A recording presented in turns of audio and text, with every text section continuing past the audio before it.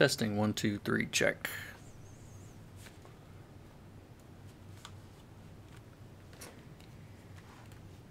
Hello, hello, hello.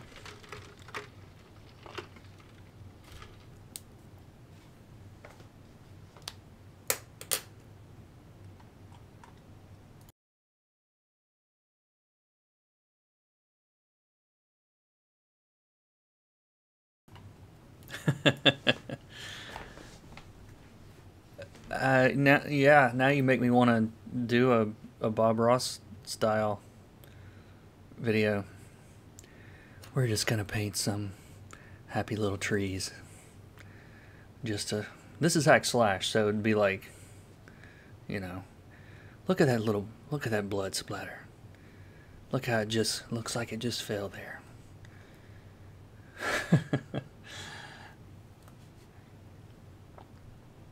It's a happy little blood spatter.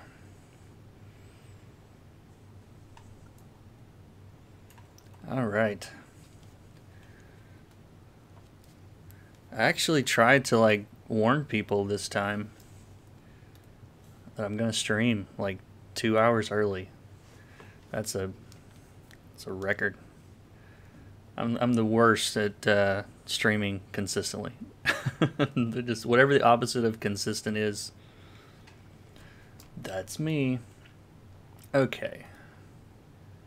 Well, while we're waiting on more people to show up, I'll go ahead and start some of this. So I wanted to do a video where I'm actually like truly starting from where I would normally begin. Because I had someone ask recently, I said, hey, you always start after you've started, you know? It's like, well, there's a lot of like not that exciting stuff that happens early on, but people want to see it, so we're going to do a nice little casual stream and walk you through all that process.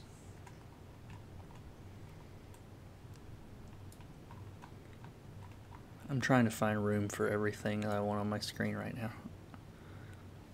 There we go. All right. So, I guess I'll do an intro in case this ever ends up on YouTube.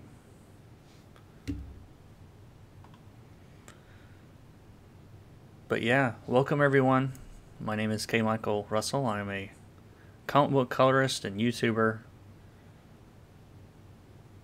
And this is Hack Slash, which I'm working on right now. It's Hack Slash Resurrection number 12, written by Teeny Howard and drawn by Celor, I think is how you say his name. I don't know. I hope so. And I can see the chat for both. I've got a little app that lets me see the chat for both YouTube and Twitch. So Heckle is in both. He can't decide which one, so he's going to chat on both of them. No, I'm kidding. And so yeah, in this video, I'm just gonna want to walk you guys through the whole process. These are the first 2 pages, so I got permission to share these with you guys live, which I don't get often. I don't ask all the time, but I had some time this time, and the deadline's not incredibly tight or anything. So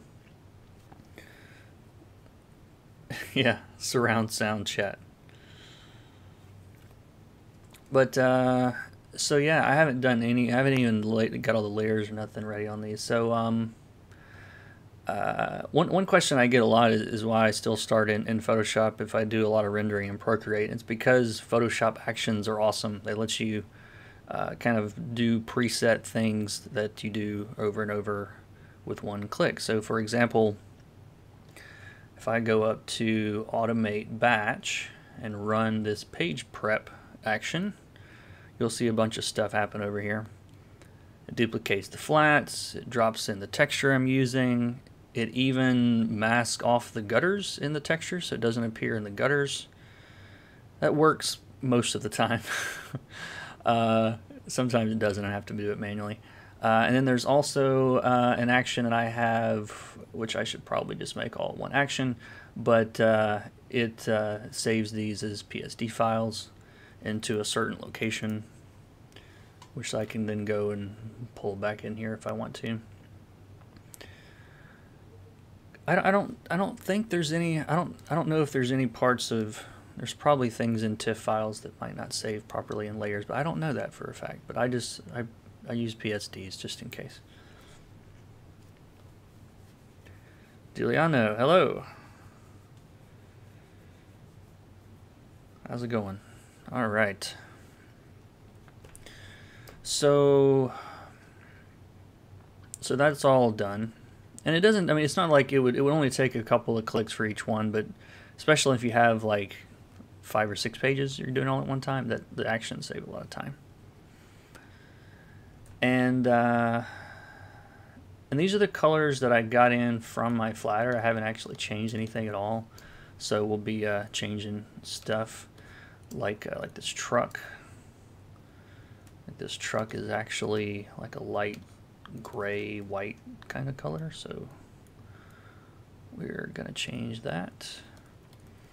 And all I'm doing here, this is all gonna happen kind of fast, I guess, but you'll see me grab whatever it is that I want to grab with the magic wand, and then I have a Control H is, I don't know if that's default or not. I've changed so many shortcuts, but then I use that to open up the hue saturation and make the colors whatever I want them to be. And I just do that over and over at the beginning. Not the most exciting thing in the world, but that's where we start. And Cassie's in her old costume for this issue, which is cool. I don't think I've ever, because I've done, let's see, is this the second miniseries? Yeah, this is the second miniseries of Hack Slash that I've done, and in the first one, she was in like a jeans and a jacket, you know, like there wasn't like her usual costume didn't appear in there, and then for this series she's had a different costume until this particular issue. So that's cool. I get to do the old striped purple stuff that she does. They have a cat with them, which is, the cat is orange.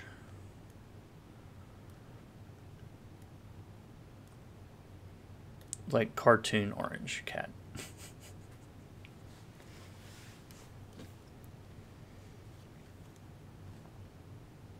Probably been answered before, but do you work with a color palette and swatches? Not really. No, I don't. I used to, and I've got swatches here, but like it's just a random collection of stuff where I'm like, oh, I need to remove this color for later, and I'll just. But there's no rhyme or reason to it, and I don't really use them that often. About the only reason that you'll see me jump into the last couple of versions of Photoshop has. But they're not really any, like I know some colorists, like I watch Nick Filardi on Twitch or Chris Sotomayor, like, you know, Chris is like laser, it's amazing how fast it'll be like, oh, I need this blue, bam, and it's like he knows exactly what it is, and he knows, you know, of course Chris has been doing this. I like to rag on Chris because he's been doing it for 100 years or something, but so yeah, he knows. Chris is awesome. I took Chris's class a long time ago, and it did me a whole lot of good, but no, like they'll jump right to their swatch sometimes. Like I don't use them really that much anymore.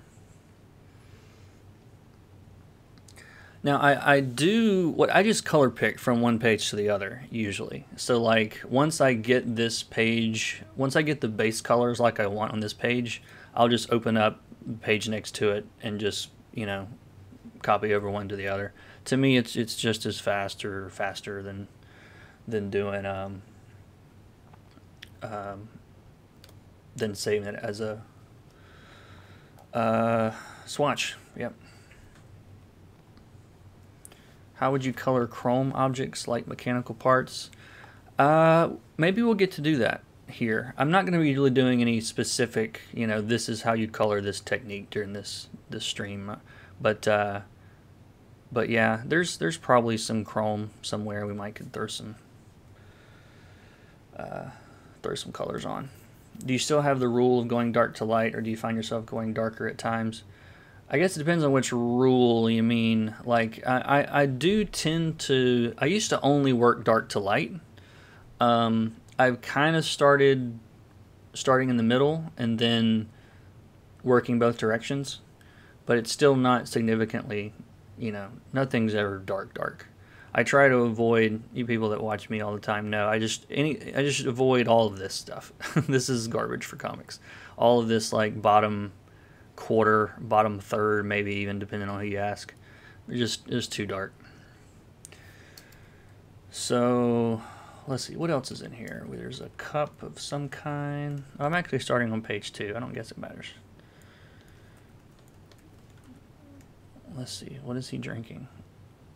I don't know. Let's say it's a Coke, something like that. But eventually you'll just kind of, if you're like me anyway, you'll, sorry, I'm overblowing this mic, aren't I? Hold on. Testing 1 2. I hear this mic cracking every now and then. Is that, let's see, is that better? Test 1 2 3, check, maybe.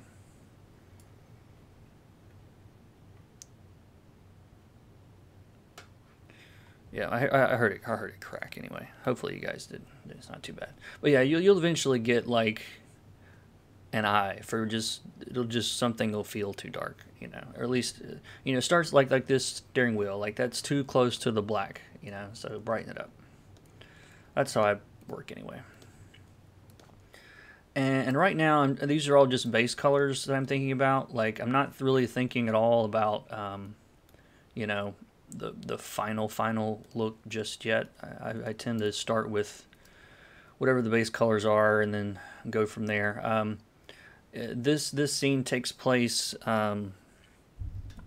going into like it's sunset, going into nighttime toward the end of the scene. So the sky is not going to be blue, for example. Probably orangey.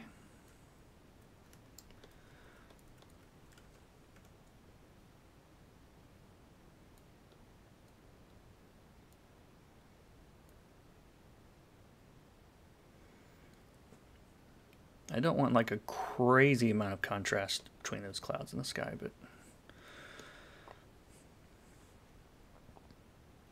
but usually I kind of have everything sort of, I have Photoshop kind of crammed in here at the moment, so that this layout with my face over here and what I'm working on over there, this is really hard to do in reverse. This fits the iPad screen, so that's why I started doing this for streams. Normally, I have an ultra-wide monitor, so I can open like 3 or 4 pages across and do them all at the same time. So, wonder how you keep consistency in colors by using the hue saturation technique. Well, like I said, when it's all on one page, it doesn't really matter. But like for now, for example, if I want to start copying over some of these colors, I'll just color pick the cat, for example, and then there he is. The cat is also the same color as the steering wheel, so we'll fix that. So yeah, I'm just picking over here on the right and pulling over here to the left, like the truck.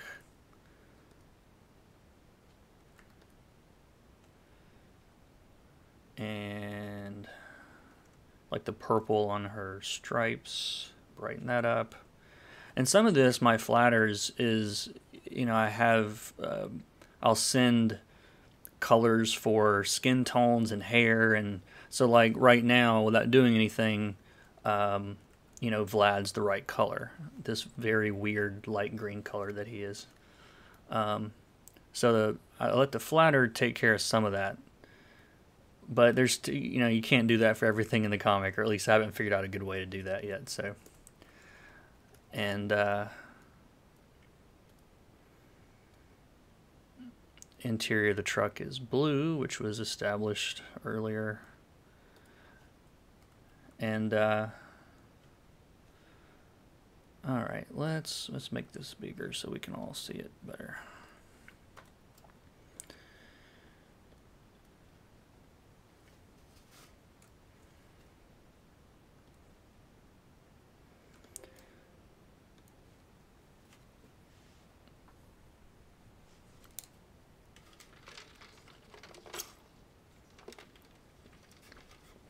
windshields and glass. Yeah, we can talk about that when we get to it. I feel like Photoshop is not as sharp. I don't know what this is. I guess it's just that smaller size. This looks fine. Let's see. Let's go grab that color.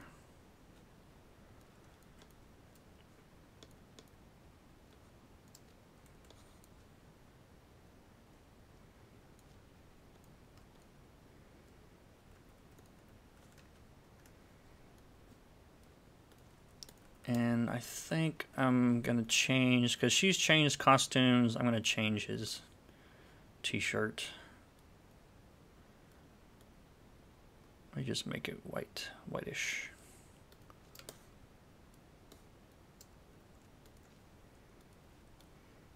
He's been in the same shirt for a lot of this series, so we can mix it up a little bit since she's changed outfits. But I do try to work on scenes together these days where I'll have all the pages open. And that also helps with the consistency. And let's see. So as far as what's happening in the script here, they're driving along. He is lovelorn over Vampirella leaving in the last issue, apparently. I love this panel 2. He's in such pain. And so the truck starts like falling apart, basically, if I remember right. Yeah, the truck is shuddering and shaking, and Cassie is white knuckle grabbing the steering wheel. So like we'll kind of break up the palette of the page in this last panel. We'll kind of draw a little bit of focus to that moment there as everybody's kind of freaking out, including the cat. And then here, yeah, the truck's sliding off the road, and so we might make these 4 panels kind of an action-y something going on here.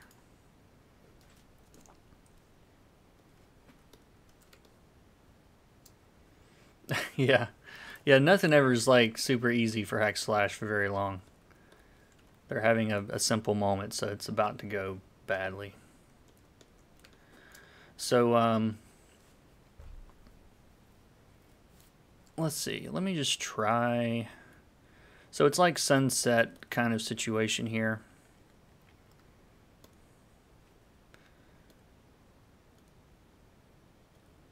And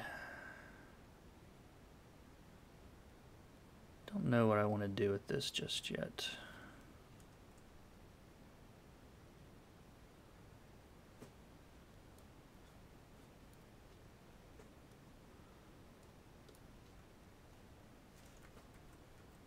Don't know if I like the orange or not.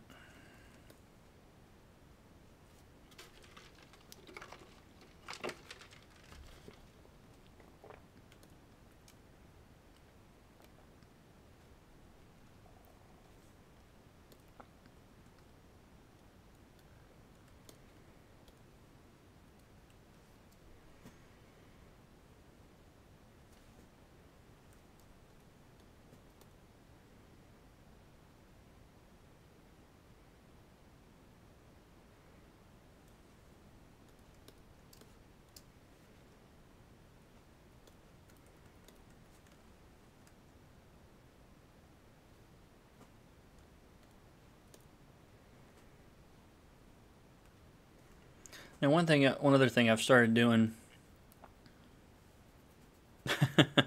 Yeah, my background does look like it's taking place where they are. What's behind my head? That's the new green screen. So, well, I won't mess with that right now. I was going to show it to you, but it's pretty wacky to see it go up and down with their looks like I'm pulling the surface of Mars up from the ground. Alright, so I've got this layer right here that I have my flatters set up, which is basically just the main foreground characters. And I can use that in Photoshop. If you hold down Control or Command on a Mac, it'll and select a little picture on the layer. It'll select the content. So basically, what it is a really fast way to select like all of the foreground. And what I'll do is I'll use that and then get on a mask on this orange layer that I just made and sort of paint it out a little bit on them, you know, not like completely, like not totally black, but kind of in shades of gray on the layer. So like his skin, that green color gets pulled back in there. And the values on this are all screwy right now, so like I need to darken the interior here.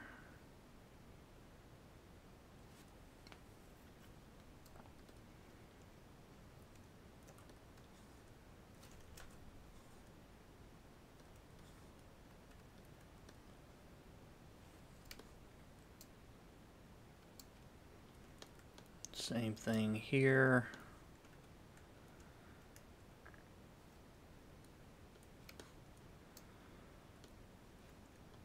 And same thing here.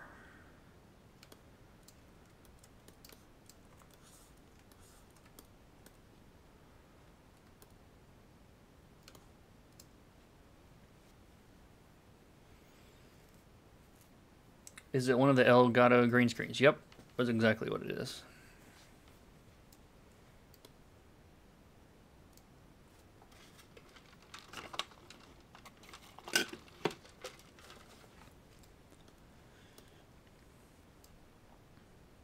$32 people on a, what is it, Wednesday night? I should tell you guys more often. I should warn you when I'm going to stream. It's amazing how that works. I'm still just fiddling with base colors at the moment. And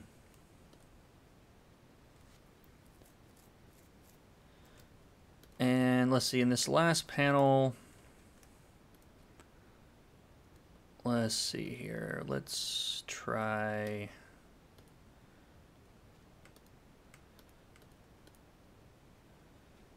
Is that too intense? Maybe not. Turn it down a little bit. So it's basically just a layer on top, overlay mode.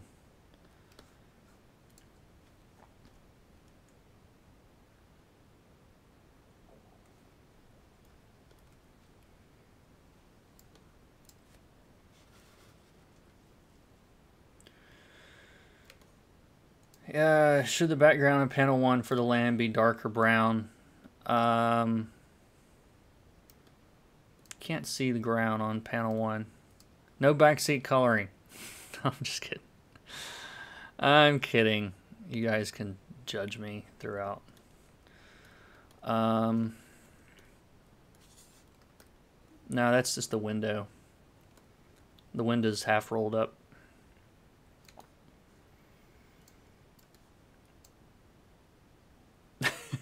Shutting up. No, it's fine. No, where did I hear that phrase from? I think I was watching a streamer on PUBG, and they were like, no, you know, no backseat drivers. No, it's fine. So yeah, let's go ahead and get this other page matched up with this one. I'd like to get both of these done sort of together. That's something else I've been kind of playing around with. So like you guys asked about consistency earlier, so like I'll just like I can select the one on the left and just drag over that color mode layer that I brought over, and so it's the same color. You know, I don't have to have a swatch, it's just the same one again. And then I can do the same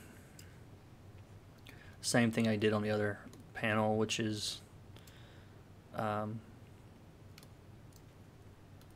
takes some of that away from the some of that wash out of the away from the characters.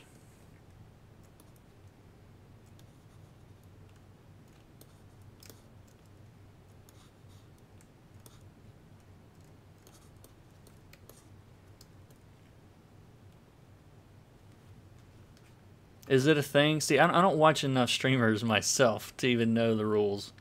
Yeah, and I'm probably like, I feel like the oldest guy watching, but there's this PUBG streamer. He's a Croatian guy named Spreezy. I don't know what his real name is. He was like #1 in Europe for a long time or whatever. I just like, he has a very chill stream. He doesn't scream. He doesn't yell at people. It's you know.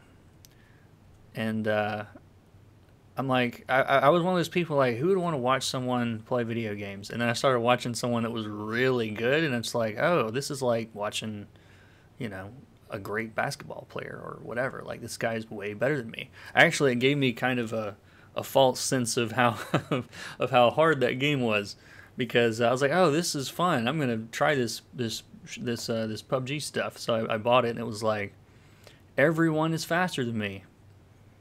So yeah. I don't feel, I turned 39 almost, well, in October. I don't feel 39 until I play PUBG. Boy, the chat is moving. Sorry. Trying to catch it all. 42. There's a 42-year-old watching streamers out there. There we go.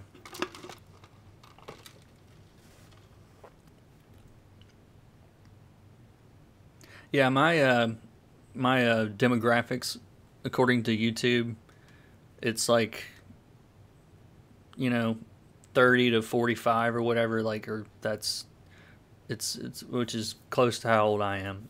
So I guess that's what it is. People want to watch someone their age, maybe. I don't know. I don't know what you kids are watching. I do have some younger viewers, but my average viewer is probably like 34. This cat has been through the ringer. This cat actually gets hit, like gets punched by a guy, and it's like the worst thing that happens in the whole series. And lots of terribly gory things happen, but I'm like, but he hit the cat. Like, Tina, you monster. She's the writer. But yeah, it was very jarring to see the cat get kicked or hit or something. I'm like, you guys are evil. Yeah, that's Dario. There are some Hack Slash fans in here. I like it.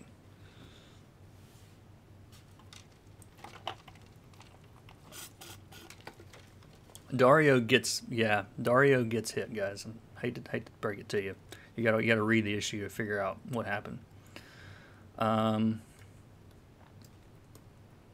Sorry, I'm doing more talking and not enough work. I'm the worst at like working and doing this at the same time. I want to get some of this orange out of the inside of the truck. It looks too orange.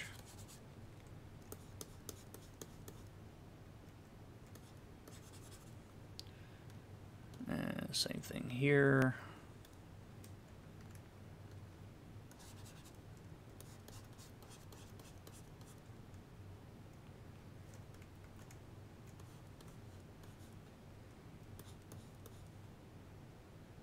Oh, why did it switch to white? There we go.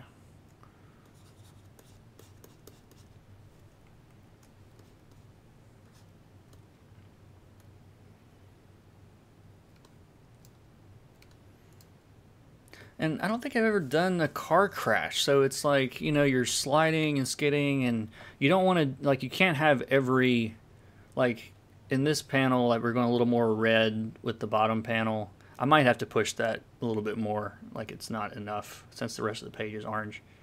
I'll probably change the lighting colors too in that one. But, like, you can't do that in every panel. It loses its power.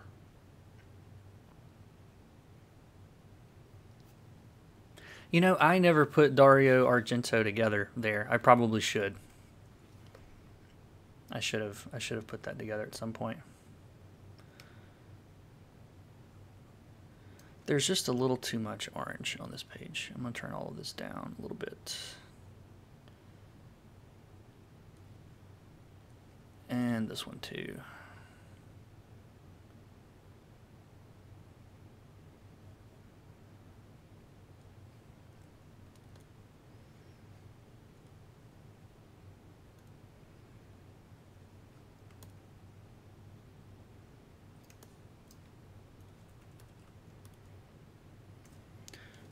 So as things go into the background, they tend to get lighter. So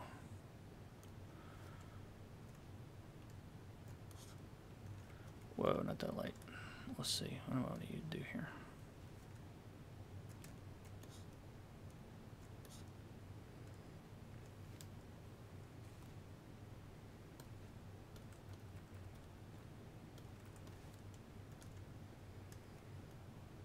Yeah, you guys will notice there's like a lot of push and pull, and you know, made the sky a little redder in that panel so that the rest of that orange works a little bit better. And it's a lot of back and forth. I'm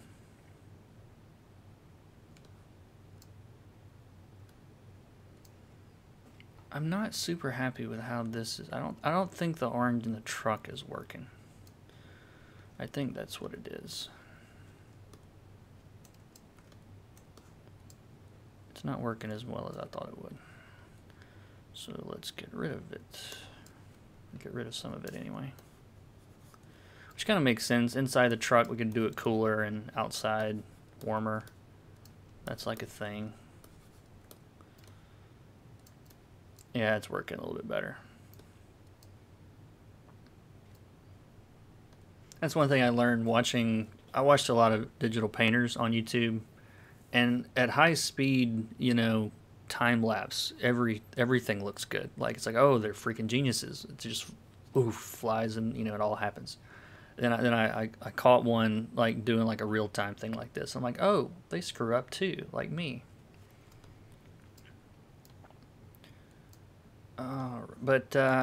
So yeah, I think I'm gonna have to kind of pick and choose what's happening, like what's really popping. I don't want to do that red on like every panel,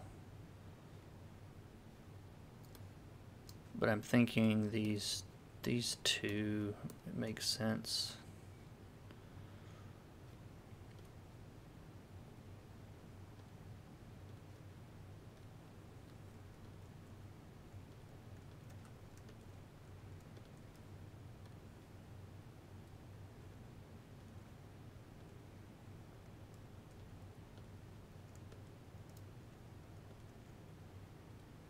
Oh, you can control, what is that? Alt or Option, and click on a layer on the little eyeball, and it'll hide everything except that layer, which is helpful sometimes. You want to pick colors and things.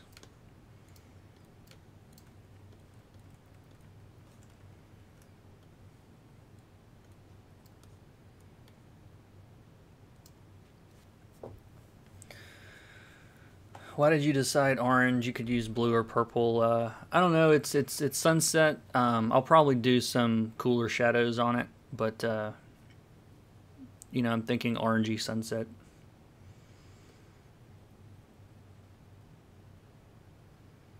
Yeah, enjoyed reading Hack Slash and Vampirella collab. Yeah, that the whole like last let's see, number 8 through 11 was all a Vampirella story. So, or she was a big part of it. No, I use Procreate all the time. I'll be using Procreate here in a second. It's just for this part of it, it goes a lot faster in Photoshop.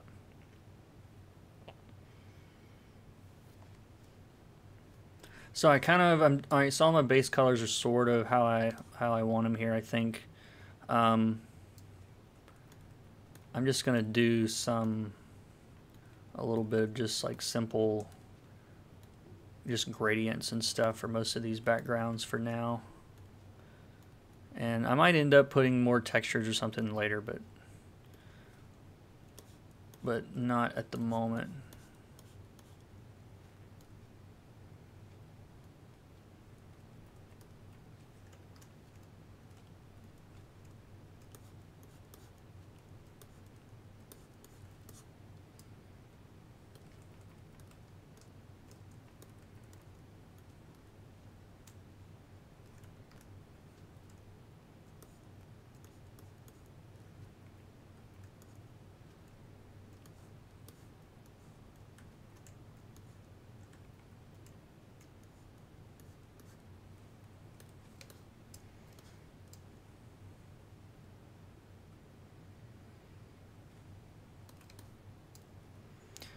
So someone was asking earlier about glass. What I like to do is, like in this case, I would just select all of the areas that are going to be filled with the glass. Probably easier just to select this like this.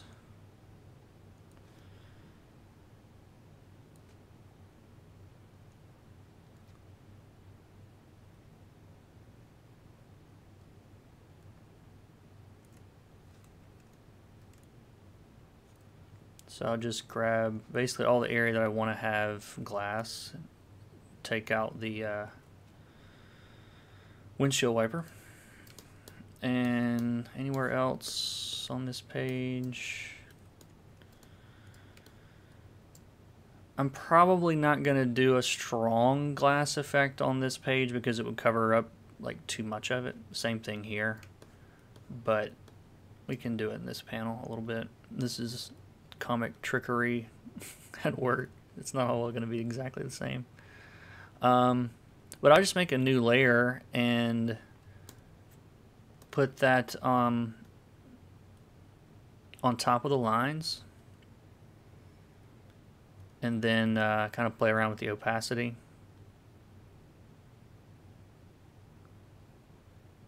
I'm gonna have to clean this up a little bit because it's going like over the panel borders and stuff.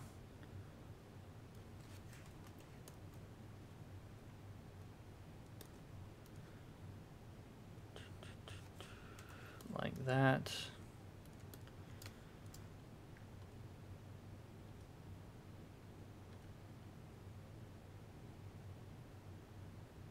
I want it to be pretty subtle. Like, I want you to be able to see the cat. I don't want to do like anything too crazy. And then once you've got that selected, you can go in with like a screen brush or something, and paint in some. You can do this on. Let's do this on top, just so we can edit it separately from the rest of it. Do something like that, or along the bottom.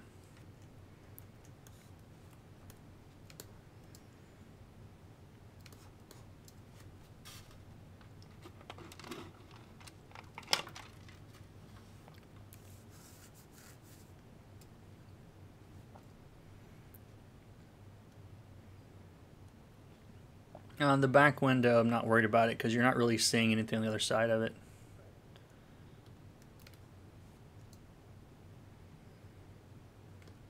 Yeah, and on the rest of these, like, maybe we do a subtle like effect at the bottom, maybe.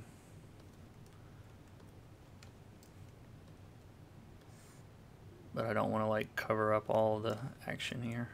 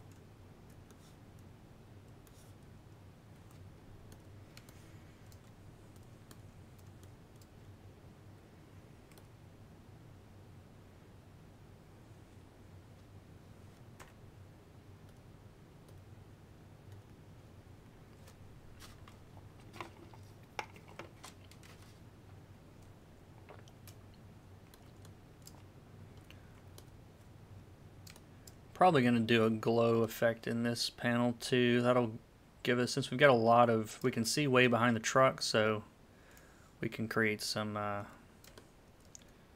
atmosphere that way.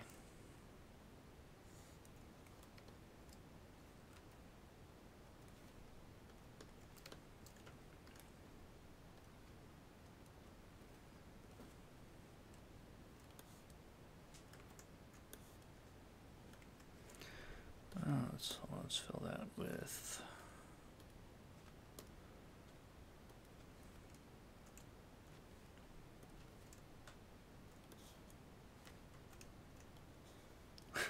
so I'm turning my head instead of turning the OpenGL is not working. That's why this zoom stuff looks, at this zoom level, it's looking jagged. Somehow, let's save all of this real quick. That explains a lot. So OpenGL is like, it's not using my graphics card right now. That's what it is. I knew it wasn't acting right. It didn't look right. So what is happening? Preferences. Where is it though? Ray tracer. Plugins. Is it hard? Where is it? Let's see, general. Interface.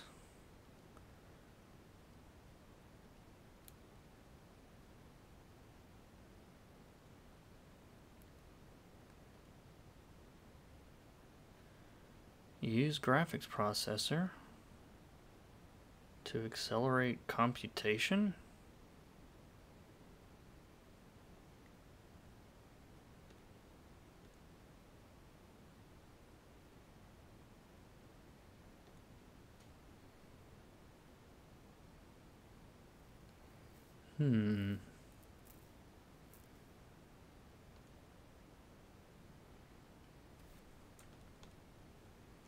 Okay, that seems to, there we go. Yeah, I can rotate the thing now. That's what it was.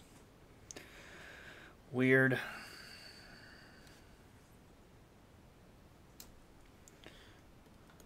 It's still not right. I probably have to start and restart it, but I can do that later. All right, so let's see, grab the sky.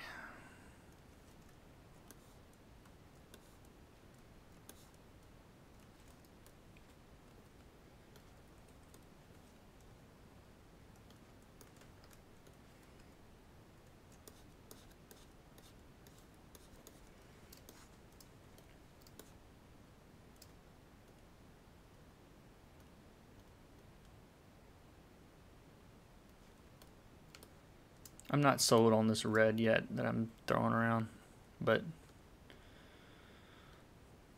we'll see what happens.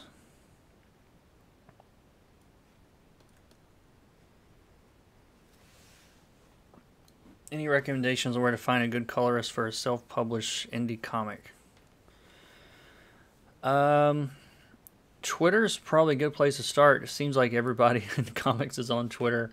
Facebook groups with varying levels of success. I'm somewhere, I don't know. Yeah, there's a subreddit for what is it, comic collabs or something like that. Someone Google that. I think it's like comic collaborators or comic collabs or something.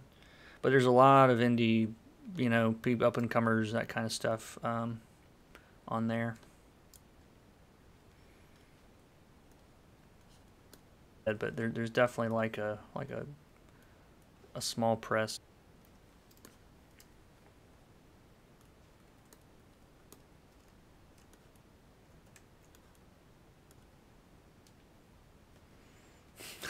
I am an up.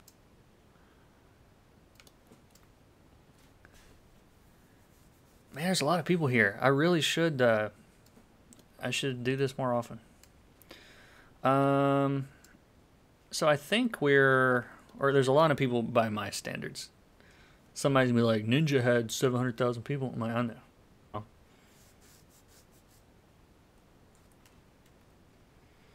It's looking like the chat's not gonna allow you guys to type websites, so you may have to just give people the keywords or whatever.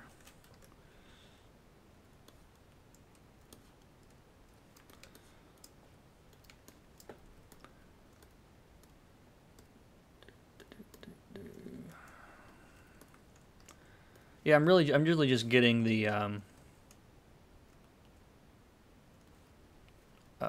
what you call it, the backgrounds done in Photoshop. I will I'll be switching to Procreate in a minute and start rendering.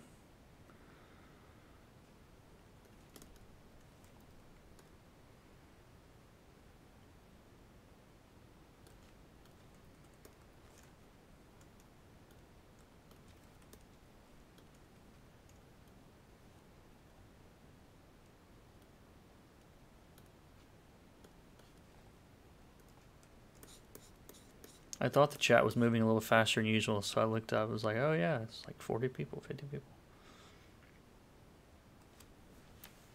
Yeah, it's not a huge subreddit, but it does seem to be relatively active.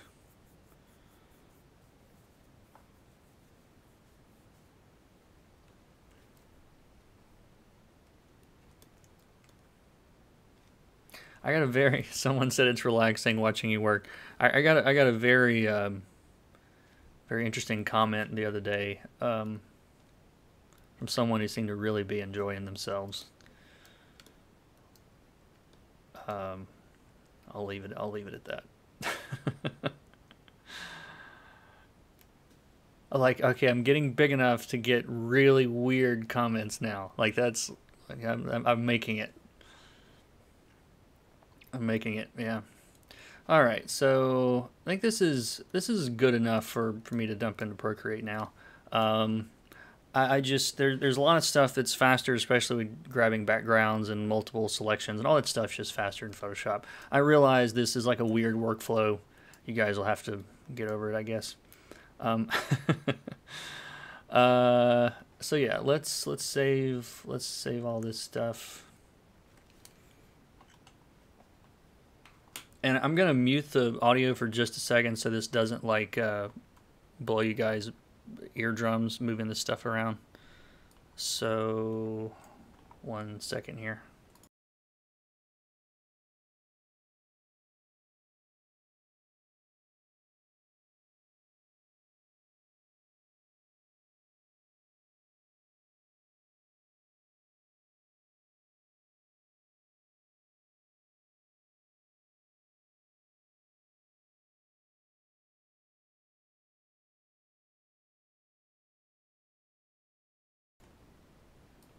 Okay, I'm back.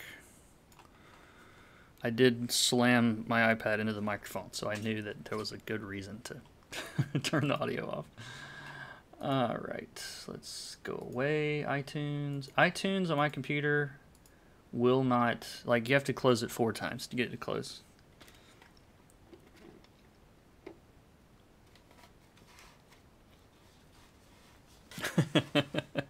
Yeah, yikes. Yikes is right.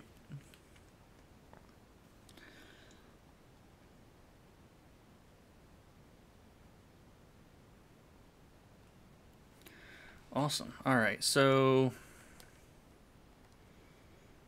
let's see. Let's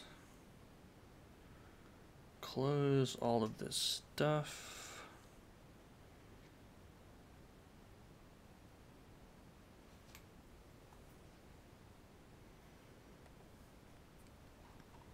See, it's still there. It won't go away. There we go. Jeez. All right. So where is? So I use a PowerSoft phone manager. I just love saying that. What app do you use to capture your iPad on your desktop? A PowerSoft phone manager, obviously.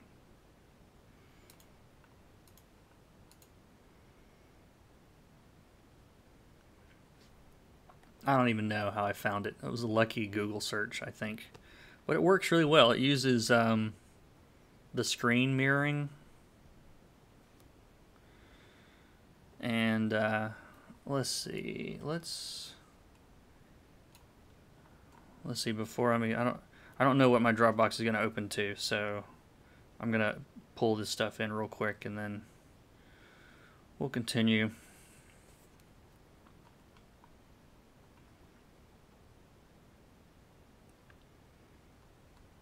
I don't think I need iTunes on my computer. I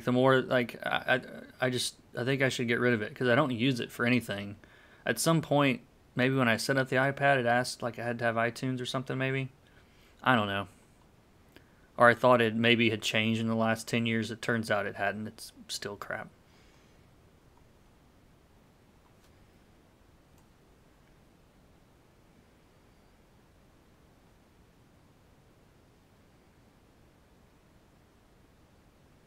For whatever reason, file browser doesn't want to open,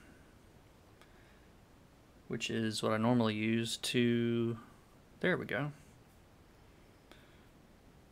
And it crashed again. Okay, maybe I'm gonna have to use, what else can I use? Dropbox? I have never had a moment's problem out of this app until I started streaming live and tried to use it. We'll go with Dropbox.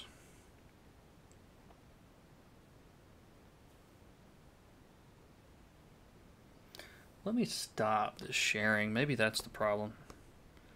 Bear with me. Sorry. This normally doesn't take very long.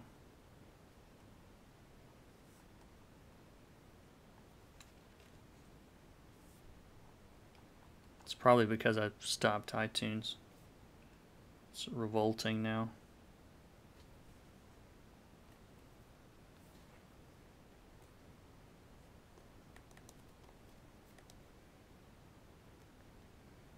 I think it's trying to do updates or something. Boo. I'm gonna have to restart my iPad. This has never happened before. Okay, so restarting my iPad. Sorry, guys.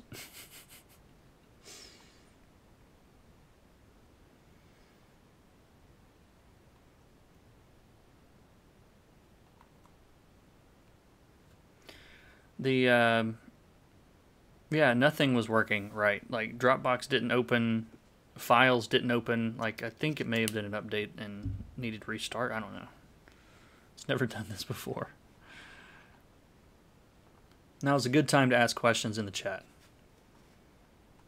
And then for iTunes to come back again. Okay.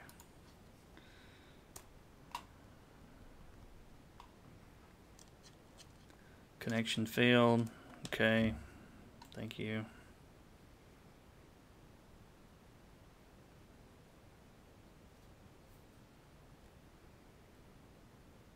Okay, it seems to be working now.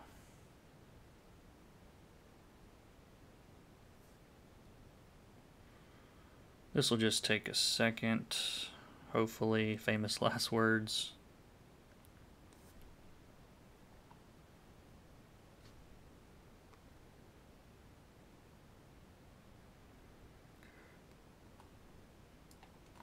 I'll share with you guys what's going on here.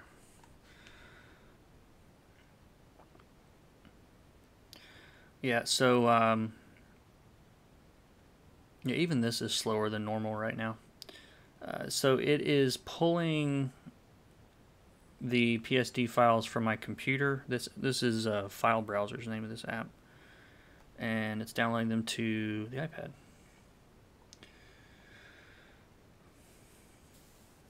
Oh, hey, Keeman snuck in.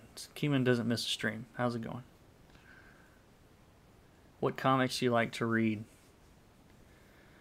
Right now, I tend to buy. I tend to buy a lot of books for the art, which is terrible, I know. But like, this looks cool. I'll go buy it. And so, like, regularly, the only thing that I'm reading right now is Venom and the new Venom, Ryan Stegman. And Ryan Ottley's Spider-Man, whichever one that is. And, you know, I love Black Science. I did a video on that, some of the art from that not too long ago. And that's one that I originally bought for the art, and then turns out, you know, it's awesome, awesome story too. Really anything by those guys.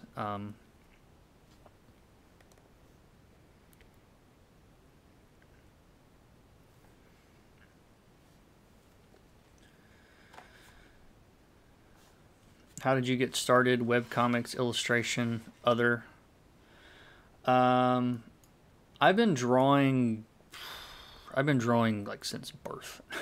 But as soon as I could hold something to draw with, my mom said I was drawing. I was 2 or 3 years old. My dad gave me for Christmas last year. Gave me some like a stack of drawings, and the oldest one in the stack I was like 3.5. Um, and so yeah, I've always loved to draw. And then oh, this is gonna stop now. Thank you guys for hanging in here. Sorry this is taking so long to get going. It's but getting sidetracked. Been drawing forever. I really didn't get into like wanting to like make comics. Sorry, until I was way older than 30. I was probably let's see, I'm 30, about to be 39. So it was like early 30s. Actually, the thing that kind of set it off was my best friend died. I was in his sleep, and he was like a brother. It was really really rough. And you know, we played a lot of games together, and you know, like video games and stuff, um, I found myself with an abundance of time that I didn't have before, and it was like, let me try this art thing again. And so I started. I told you guys I'm terrible at talking, but and working. But there we go. You can see all of that.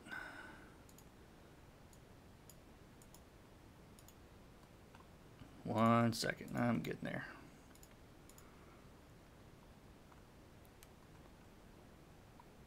I think I can see everything again. There we go.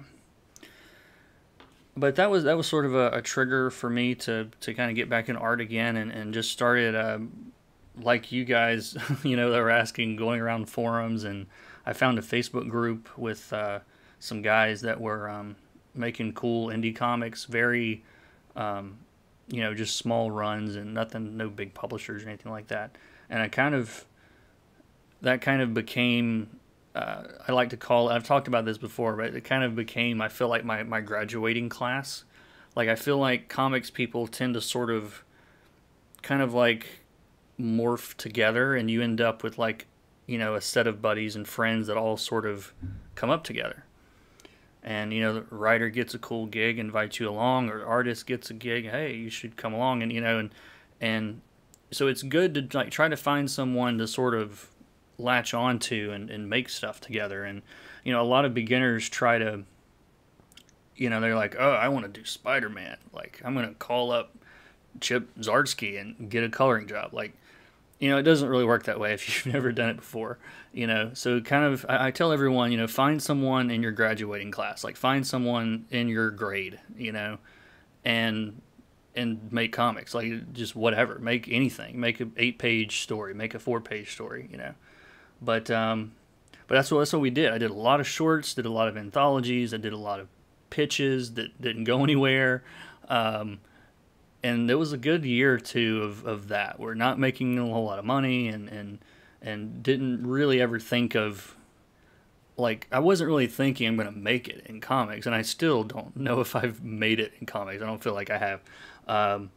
But that's kind of, just kind of snowballed from there, I guess. And but yeah, I originally I grew up wanting to draw comics.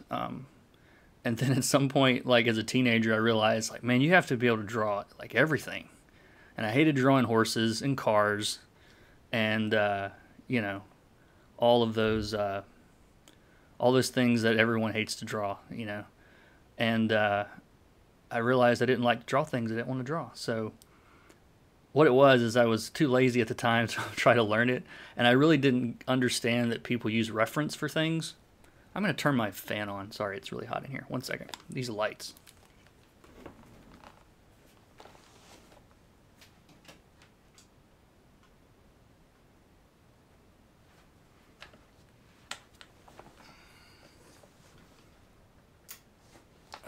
Turning off one of these lights. Anyway, so lots of things are being said in the chat. Let me catch up here. Yeah, Venom is amazing. It's so good. And for you guys that want to learn coloring, like Frank Martin on that book, it's really awesome what he's doing. Like I'm glad to see like a big two, AAA book with like a super limited palette. Like I just love the fact that Marvel is like cool with that. Like I've seen a lot of books where it's like a lot of big two books where you can tell like the editor was just like more local color, more local color. His cape is red, his spandex is blue. Like, and in that book, like they're doing really cool stuff with it with limited palettes, and it's just every page of that book could be a poster, All right. So yeah, Venom does have he has wings, which he was scary enough before, but yeah, Venom has wings. Spoiler alert. All right, those are everybody for the art. Do you need to be able to draw to be a good colorist? I want to do a video on this, I think, pretty soon. It helps tremendously. Like you have to understand form and lighting and all the things and anatomy and a lot of the things that artists have to know, but I don't necessarily think you need to be able to like create your own stuff out of thin air. Like I think you can understand the science and art behind lighting and storytelling without necessarily being able to draw. It's definitely a plus, but I wouldn't say it's like a have to by any stretch. So I'm going to start coloring in just a second, I promise. I'm going to catch up on the chat real quick. Thanks for the coloring classes. Yep, no problem.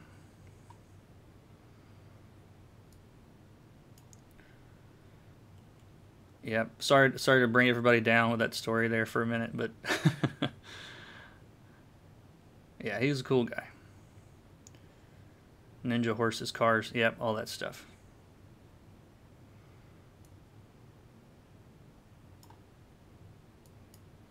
Yeah, thank you, Chris, very much.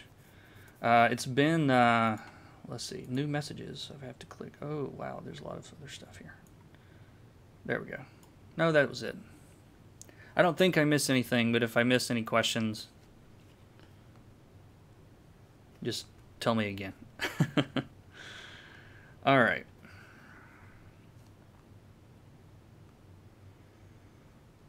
Yeah, some of this stuff is still like not the right colors. And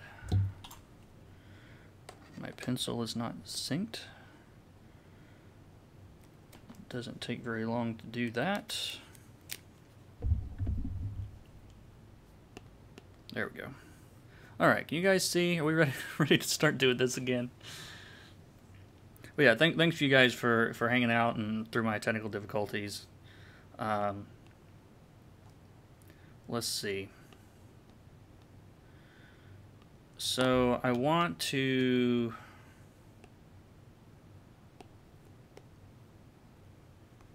bring some of this I want to bring some of this back to a little bit more local color.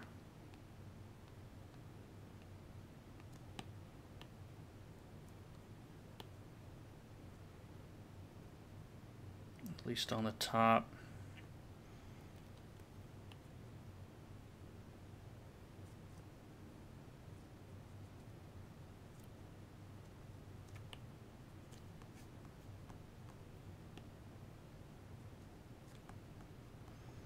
Much better.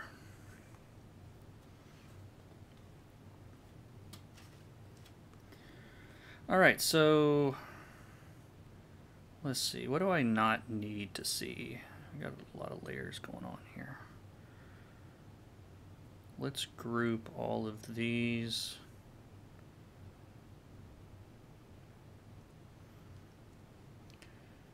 All right, so this is going to be, this layer is in normal, in multiply. It's a new layer in multiply, and 2 fingers on a layer, like if you 2-finger hold, I don't have my other camera set up where I do this, but 2 fingers on a layer like will select the contents of that layer. So like I just held 2 fingers on that foreground at FG layer, it selected all the characters. Because really, I want to make sure I'm separating characters from the background, but within the character it's not quite as important that the edge is like super duper clean. At least on this art, like his art is very sketchy and very inky and messy in a good way. And I don't mean messy like in a bad way. So like I kind of do the same thing with the colors, like and let's see.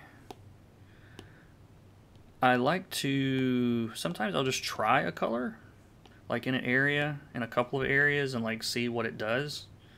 And like I don't like that at all, but I can go in with hue saturation after the fact and figure out like what I want to use, like maybe this bluish color here, and I can play with the saturation. I want it just like a little blue. I don't want it like crazy amount of blue. So like that maybe. And then it's just a matter, and this is much faster in Photoshop, unfortunately, but then I can go in. I normally only have to do this once or twice, but select that color from everything else, and if I want, I can save that as like one of these swatches down here. Looks like I've picked almost the same color I like to pick there a lot. Whoops. 3 fingers back and forth clears the layer.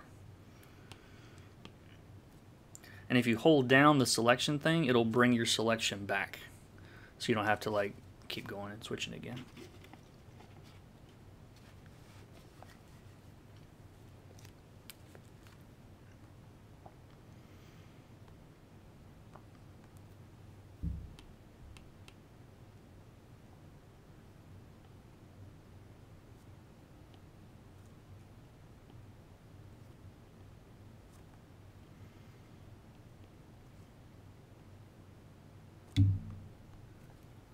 Sorry, I'm bumping this microphone.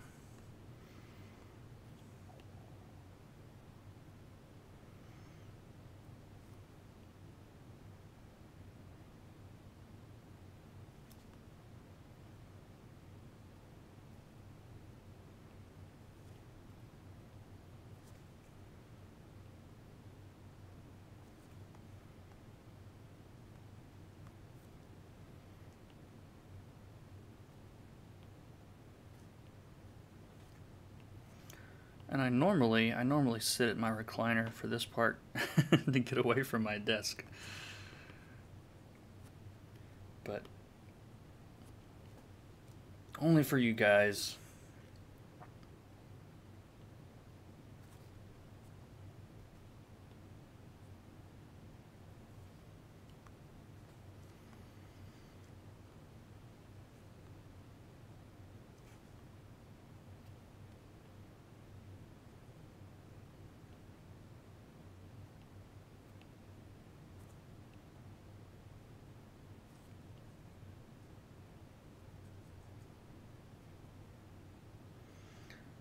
Someone always asks about the brush. This is the default flat marker that I'm using. It's, I think by default it's in multiply mode, and I turn that off. Or just put it in normal mode or whatever.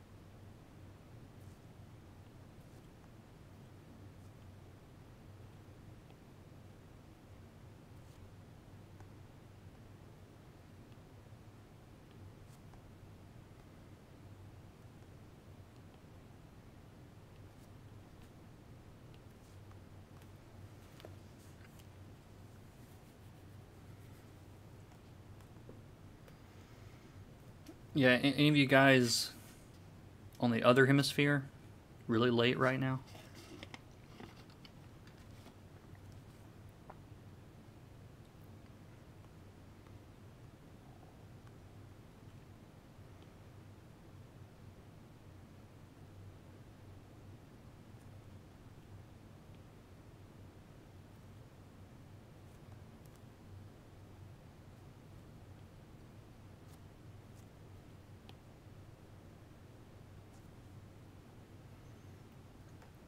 Oh, Eastern time. Not too far off.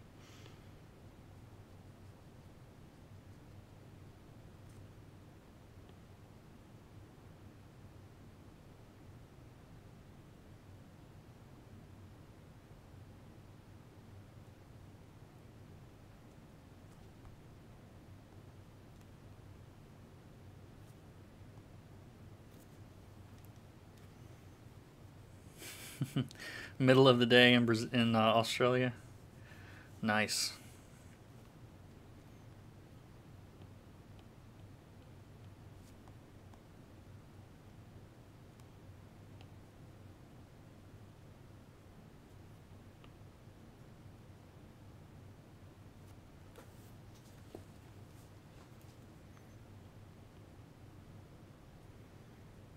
Oh, Tim retweeted this too. Tim and Teeny the writers both retweeted my stream. That's where a lot of people are coming from, I'm sure. I was trying to figure out what was different this time other than telling you guys ahead of time.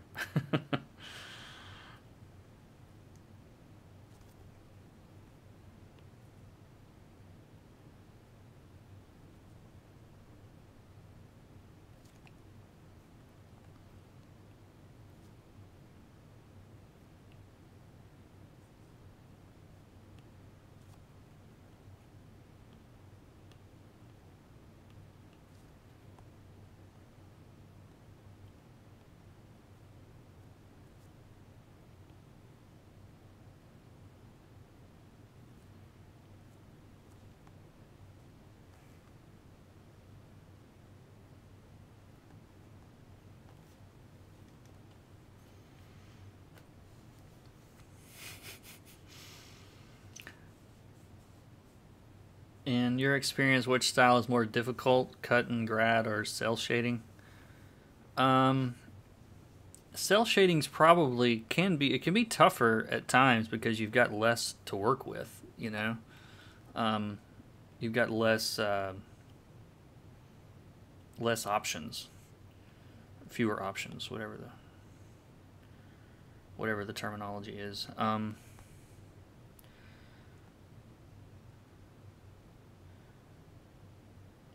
So like the decisions you make as far as like where the lines are have to be really really good, you know.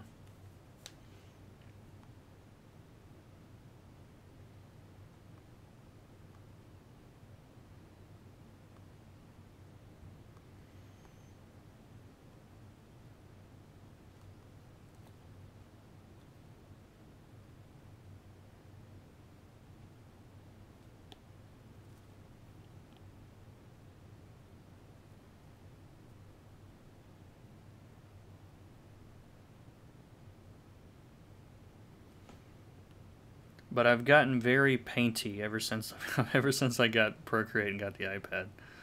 I'm gonna go over his hand here in a second, guys. Don't freak out. Um,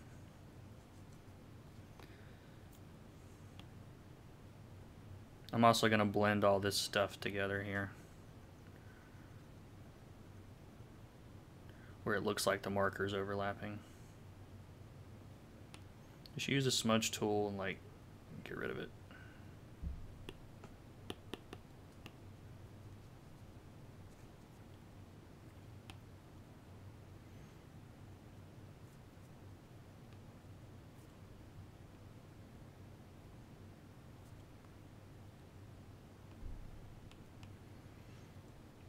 One trick in Procreate you can do, if you have a brush selected and then you hold down the eraser tool, it will switch to the brush that you're using on the eraser. It'll match the eraser brush to the brush you're using. So the eraser, as you see here, looks like the other brush, so it keeps keeps it all looking consistent.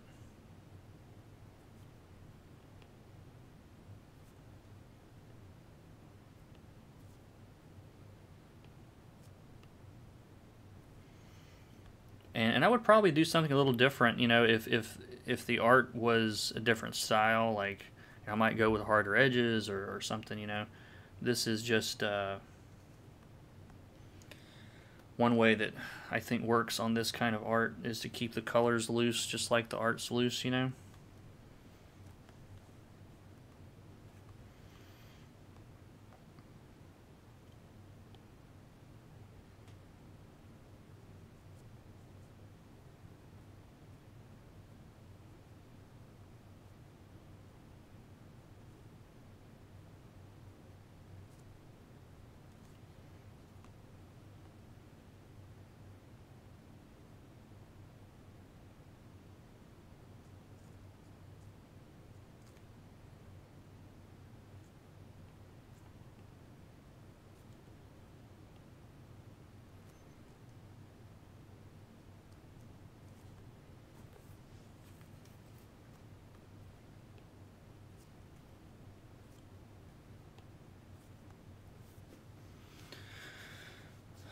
Let's see. I just started coloring. Thanks to your tutorials and course, I think painting is almost easier. Feels much more forgiving. Yeah, it depends on the art. I need to do like a cut and grad tutorial in Procreate, because I've had people tell me, oh, you can't do that in Procreate. Yeah, you can. I would love to see a video of you matching styles to line work. I think I did a video on that in the masterclass in the course too, but I might do something similar for YouTube. I may have done one for YouTube at some point.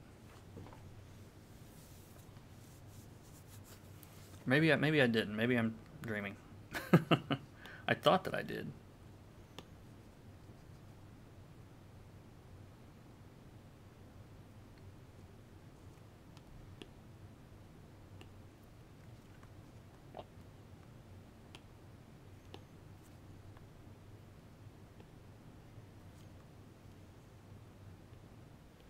But yeah, this is a pretty different style than what I started on a couple of years ago. I didn't really ever hardly do anything too painty, but I find myself using it a lot these days.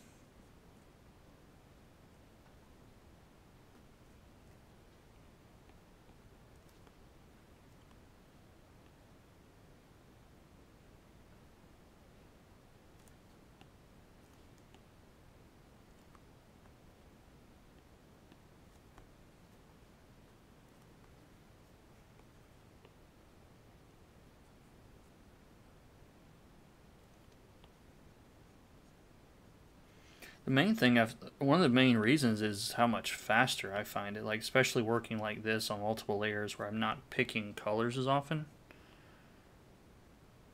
So that makes a big difference.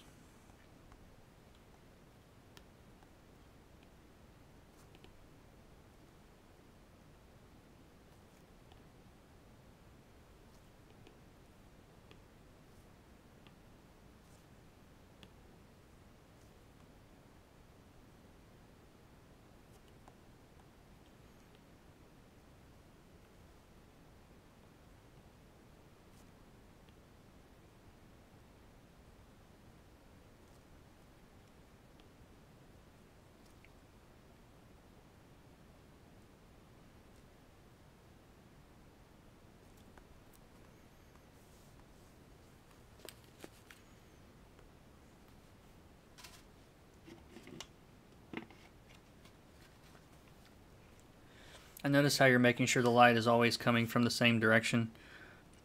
Sort of. There's a lot of cheating there too. But like in the first panel, he's lit more from like the front of the truck, and he's not as much in shadow. Like I didn't want his whole first appearance to be in shadow, so it's not really. It's close. Now in panels 2 and 4, like it's all kind of coming from the left from the window. But there's light coming in from all over, so you can, you know, sometimes you just have to do what looks cool. So it's not always realistic. Thank you guys that are leaving. Thank you guys for stopping by.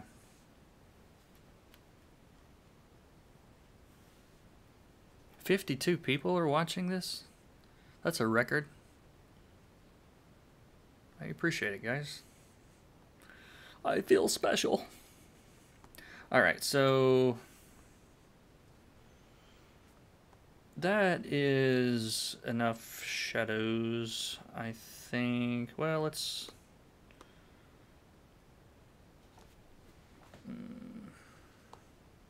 do some on the truck. And I've got another layer that's just everything that's not people. So I can select that really quick and do stuff like this.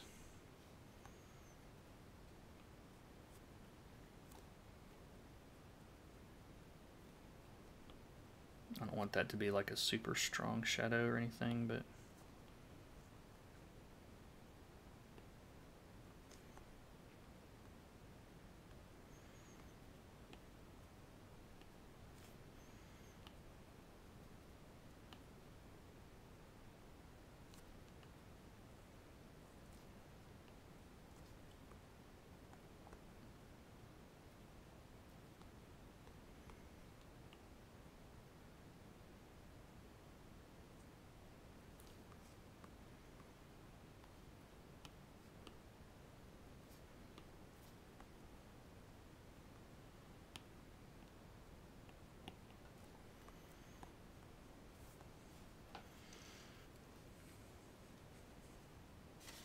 thank you, sir. Gzilla, thank you. I'm watching on YouTube on my TV, and so my face, I hope you have a small TV so my face isn't like too big. You don't want to get too close to this.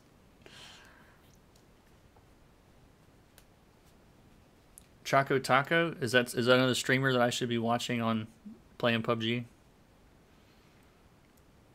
I'm out of the loop on. I know like the one streamer that I watch in Ninja because he's everywhere right now. Alright, so I'll make another layer. And I have started using add mode a lot for this. I don't know, it's a cool... you have to turn the opacity way down on your brush because it'll get out of hand. Like, it's kind of like color dodge, where it'll just blow everything out if you're not careful. And we'll throw some lights around here.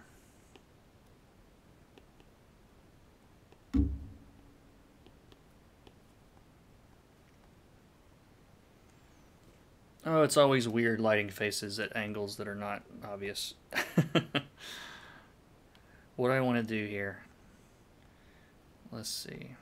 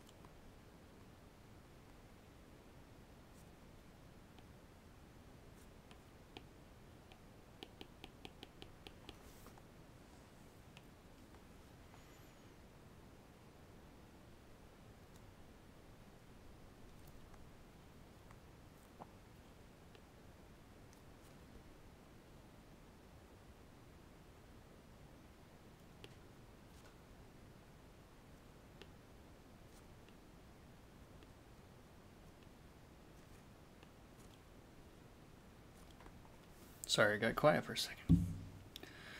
43-inch TV. Yay! Beside Hack Slash, are you working on any other books? Yeah, I'm working on a book called In the Dark. In the Dark. No, In the Dark is an old book. It's called Infinite Dark. Infinite Dark, yeah. In the Dark was one of the first books I ever worked on. It's a big anthology. But yeah, Infinite Dark. It is from, it is Ryan Cady's first Crater On series. He's the writer. Or I think it's his first, he's done other stuff, but I think it's his first Crater On to get published. It's a Top Cow book. It's my second series at Top Cow. I finished up Postal not too long ago, a couple months ago.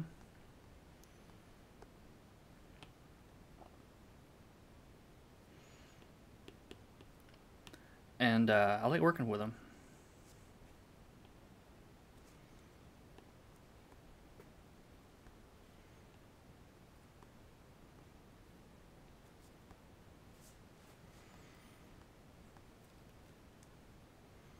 But right now, that is it.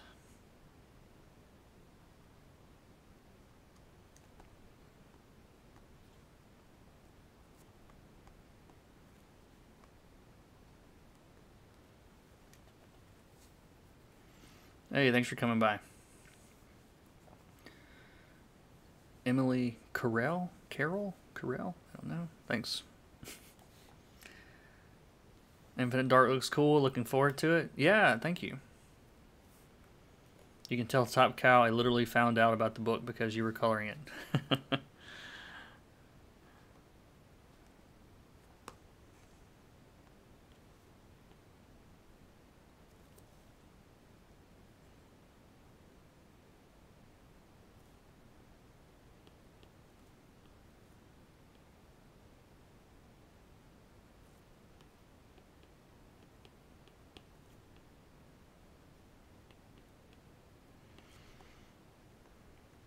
Oh, that's the smudge tool that I'm using, in case someone asks. I don't use it a ton, but women's faces, I try to smooth them out a little bit, you know.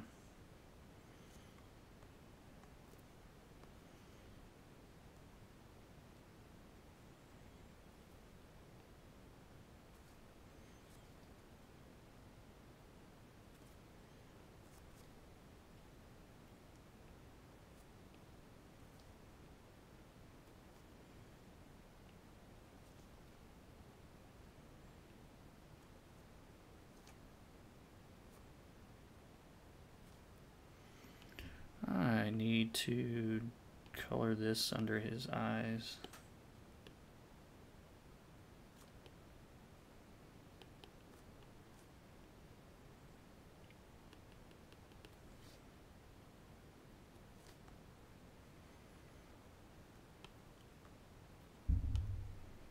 And if you hold down on a color at the top, it'll switch to the last color you went to. There's a lot of stuff in Procreate that's like that, where it's like, it's not obvious, but if you know the tricks, then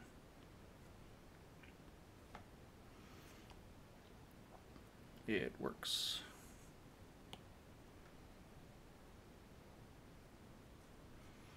And I lowered the opacity a little bit on for the shirt because I don't want it to be quite as bright of a highlight.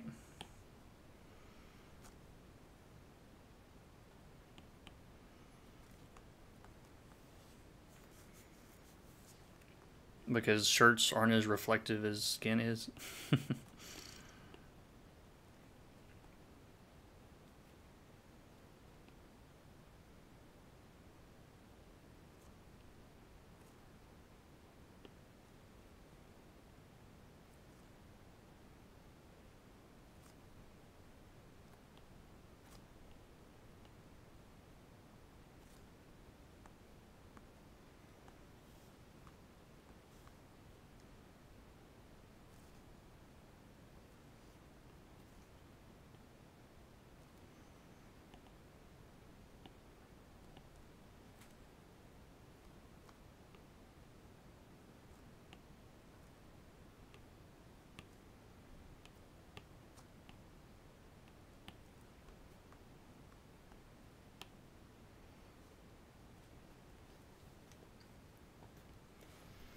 I recently flatted for a comic called Angela and the Dark by Russell Fox. Cool. Very Blade Runner. Must be good. Yeah, I really like Postal. Thank you. Yeah, I started on number 13, and I worked on 13 through the end to 20, 25 plus the one of the it had like a, what do you call it, epilogue type issue, I guess.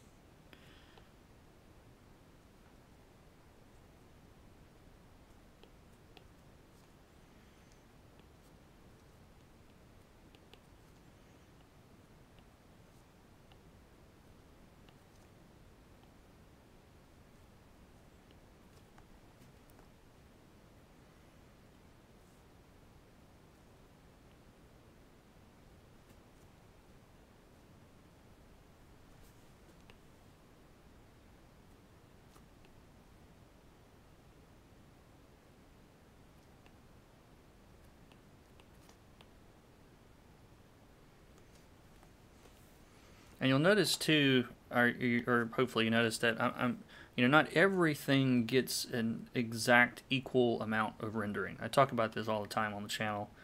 You guys, which you should subscribe to if you haven't. But I'm putting more detail, more contrast, more stuff in obviously the important parts like faces and cats and things like that.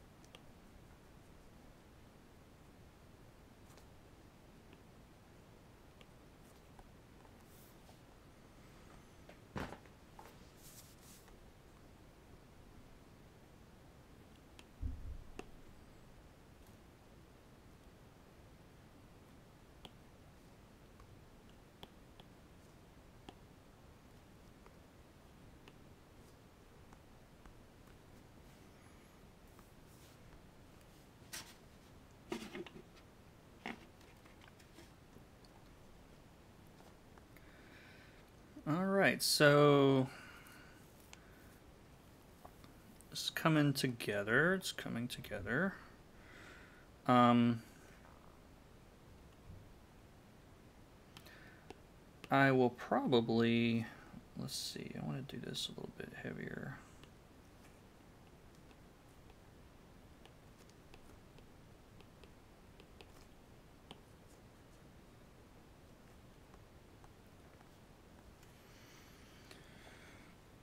So yeah, we're getting there. So I'm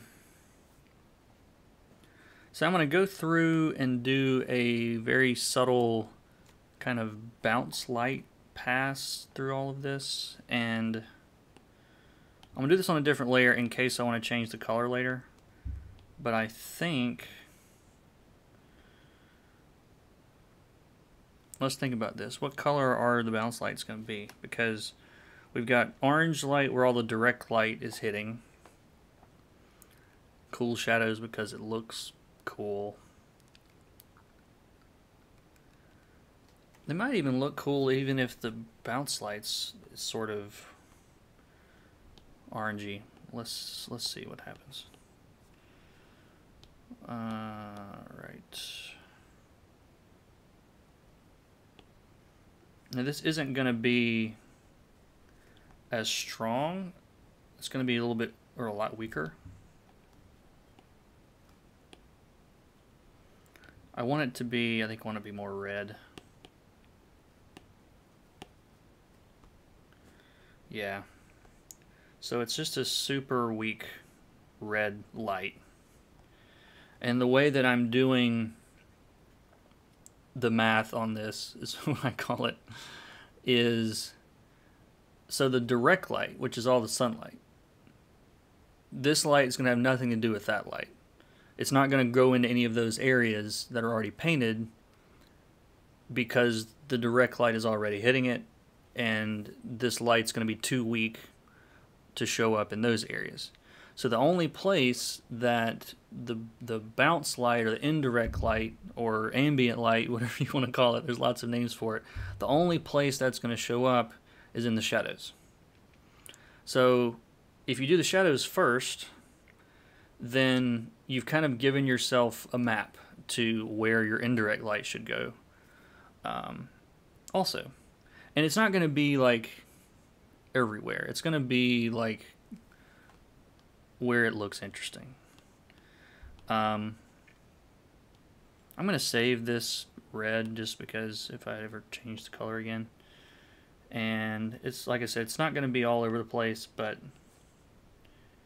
it's going to be kind of subtle.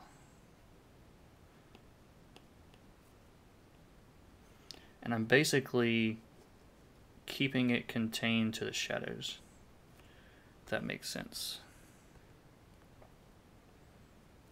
And I'm leaving just a little bit of space in between, so I'm not coming right up to the light. That little area where it's darker is called the terminator.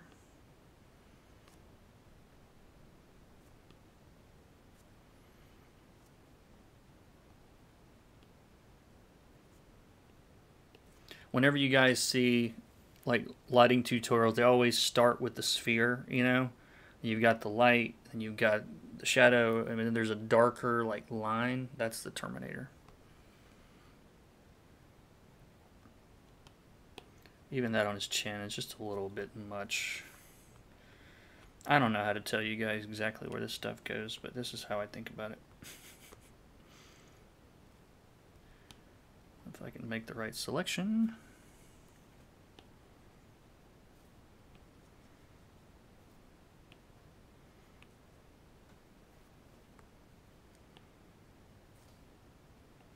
And the cool thing about this is, with it all being on a separate layer, I can easily go in and crank that up or tone it down or whatever.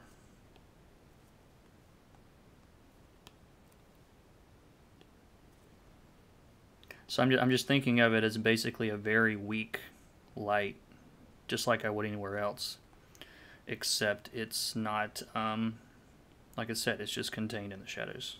Same rules apply.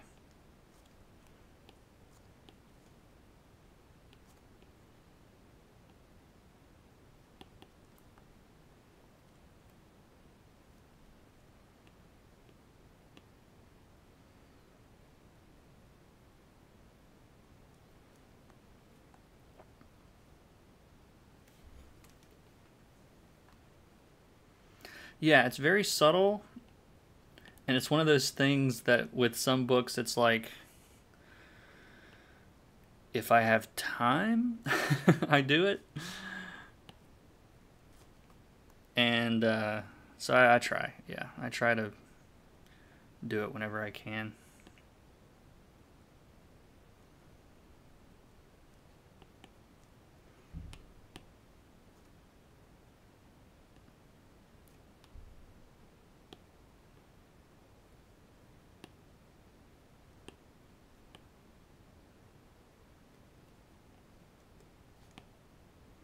I'm just smoothing out some of these brush strokes with the smudge tool.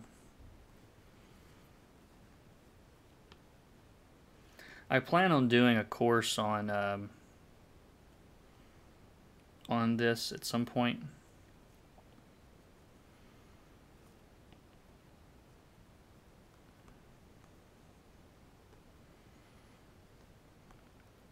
Or a video series on YouTube or something.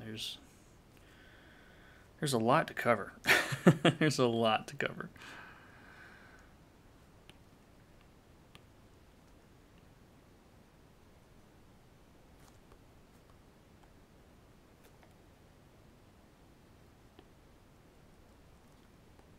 And I do it more on skin because skin's more reflective. I won't do it like everywhere.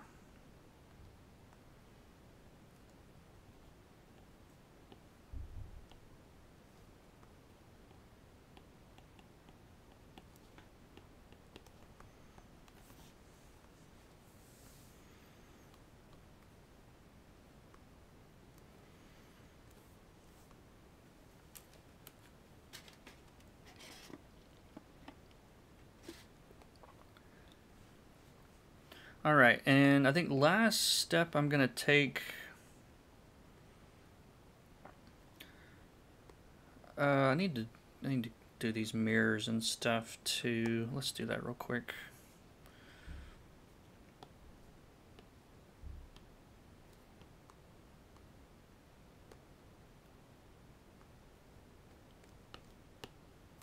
Whoa. The cool thing with Procreate, you can set your flats as a reference. And then when you use the selection tool, like right now I'm on one of these rendering layers, but I can go to my selection and still pick using the flats as a reference, which is kind of cool. So Chrome stuff just gets brighter and hotter. Like, so I go a little bit, you know, just a layer over it a few more times. I don't know if it should be that yellow though. It shouldn't be that yellow. Chrome tends to reflect like lighter, I think anyway.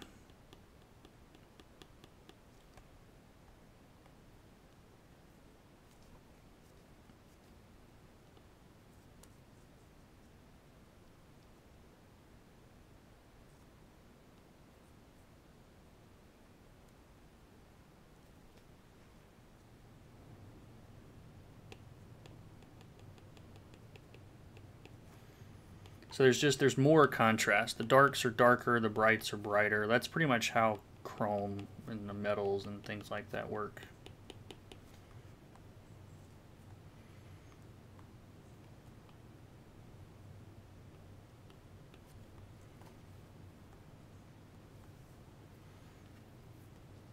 Someone asked that earlier. They're probably long gone by now.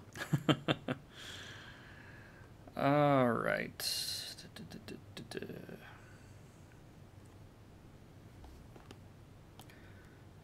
So I'm going to make a new layer. This is in overlay mode.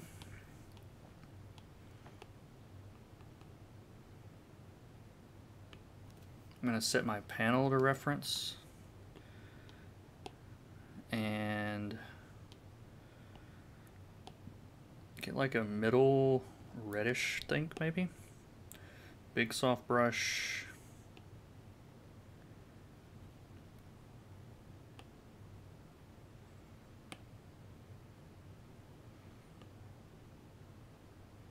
And just warming up some of the areas here a little bit with it. It's very subtle, but, well, that's actually not that subtle. It's probably too much. Turn it down a little bit, just to get rid of some of the grays.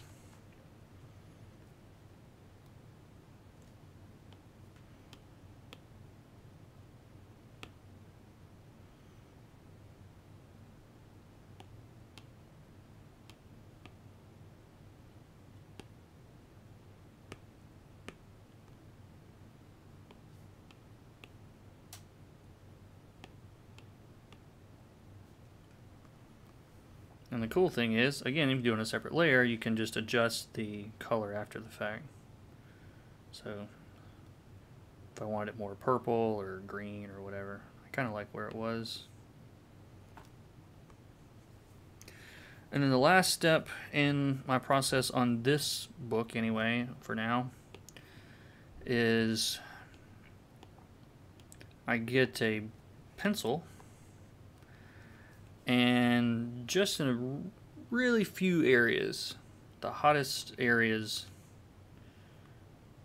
I will do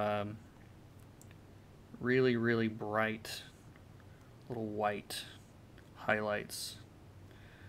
Usually just on noses, maybe a spot on the lips, that kind of stuff. It's you know, places where the light's going to catch a little bit more, and it's very, very subtle. I just realized I forgot to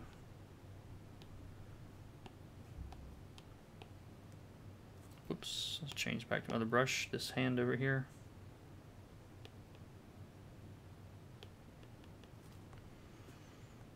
So yeah,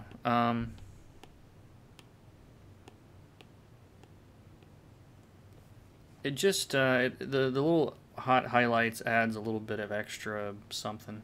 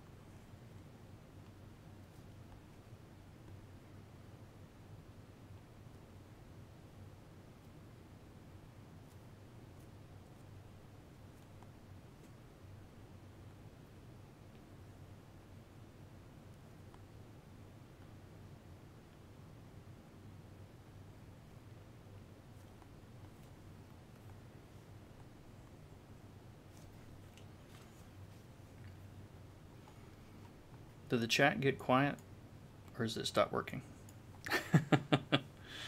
According to the chat, no one said anything for 7 minutes.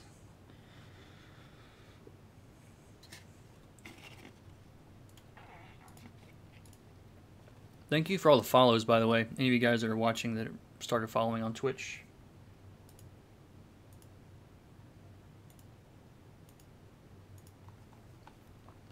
Oh, yeah. All right.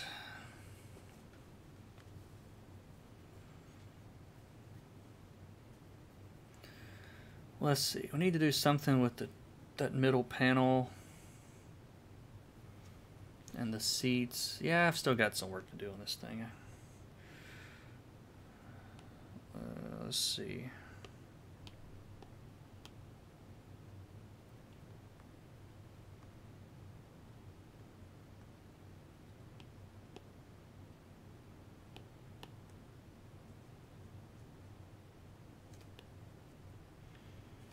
I'm probably going to do some like blur effects or something on the truck or on the background or something. I'll do that in Photoshop later.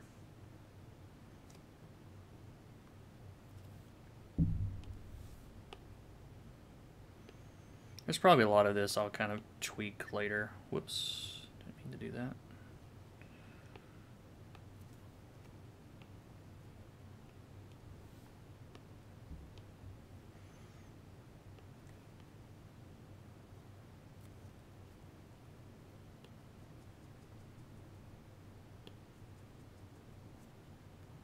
Is that's not right. That's normal mode. That's why. Wrong layer.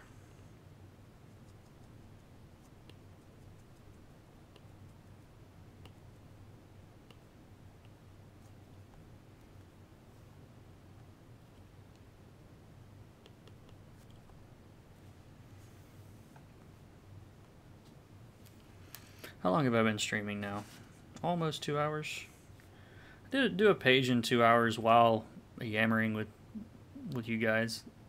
I'll take it.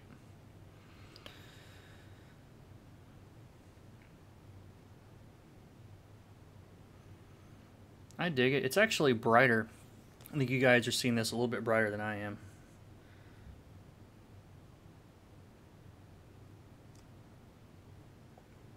Yeah, that's better.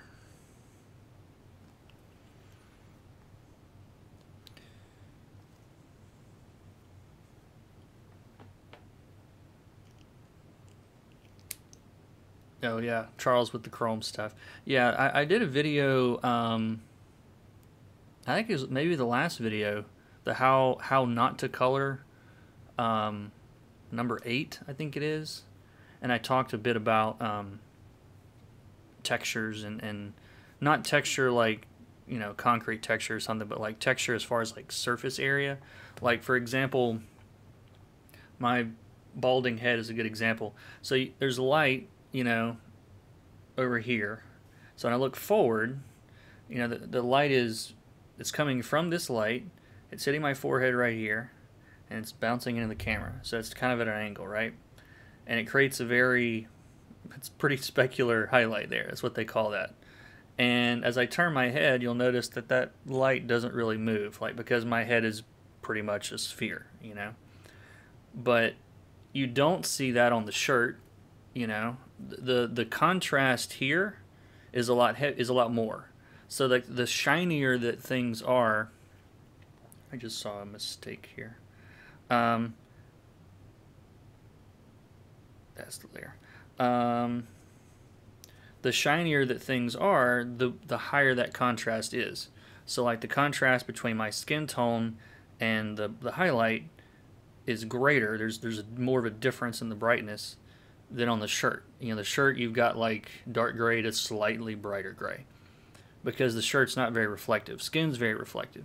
So something like chrome is like that's as reflective as you can get, basically. So, you know, start with really dark colors and then work toward really bright colors.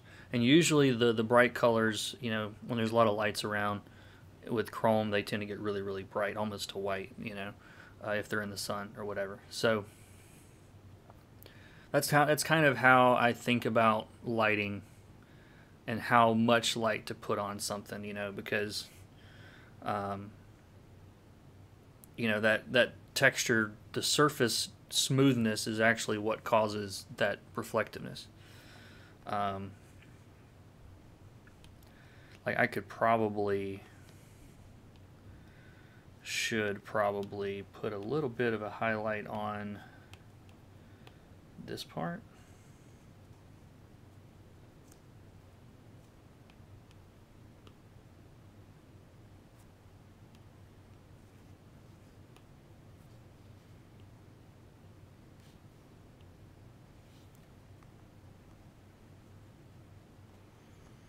And this is actually chrome too. If you, another Procreate tip, if you drag and hold, it becomes a straight line. It's called quick line, which is perfect for straight lines when you can't draw straight lines like me.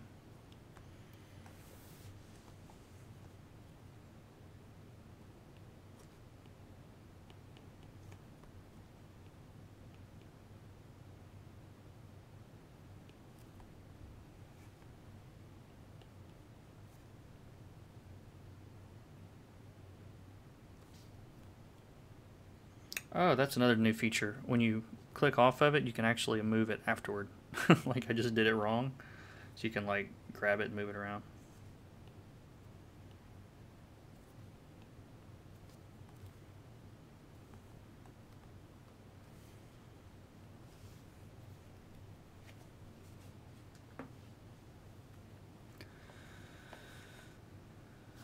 Love it. Thank you guys. Thank you. Thank you. If I wasn't doing it, I would probably do this in an hour. If I wasn't talking to you guys, but I wanted to. That's the point.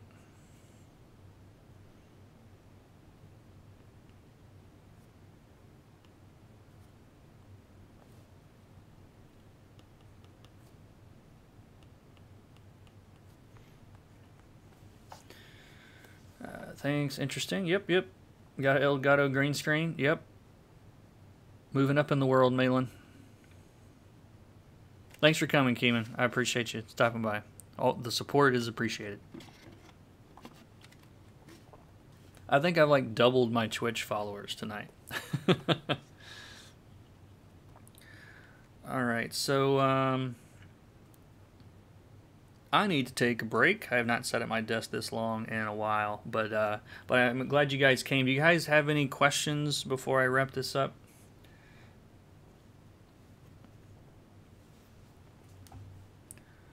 Coloring questions, comic industry questions, YouTube questions.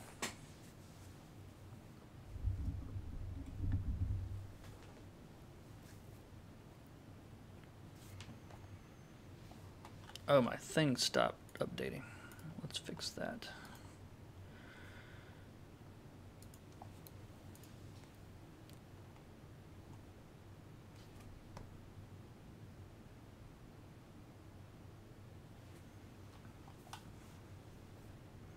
Yeah, no problem, guys. Thanks. I'll show you guys, give you guys something else to look at for a little while. Oh, this thing freezes again. I don't know what it is about opening and closing, excuse me, Procreate apps or Procreate files.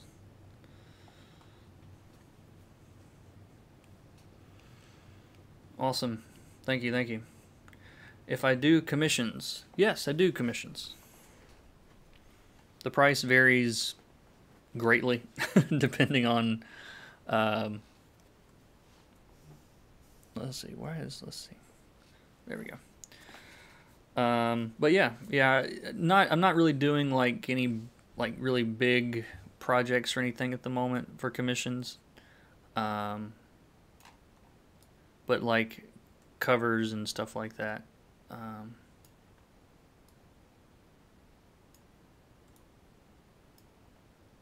Like this was a commission. This was Geoffrey Gwynn. You guys that follow my channel, you've seen me color him a couple times. More than a couple. Thanks for the stream. Will you stream again?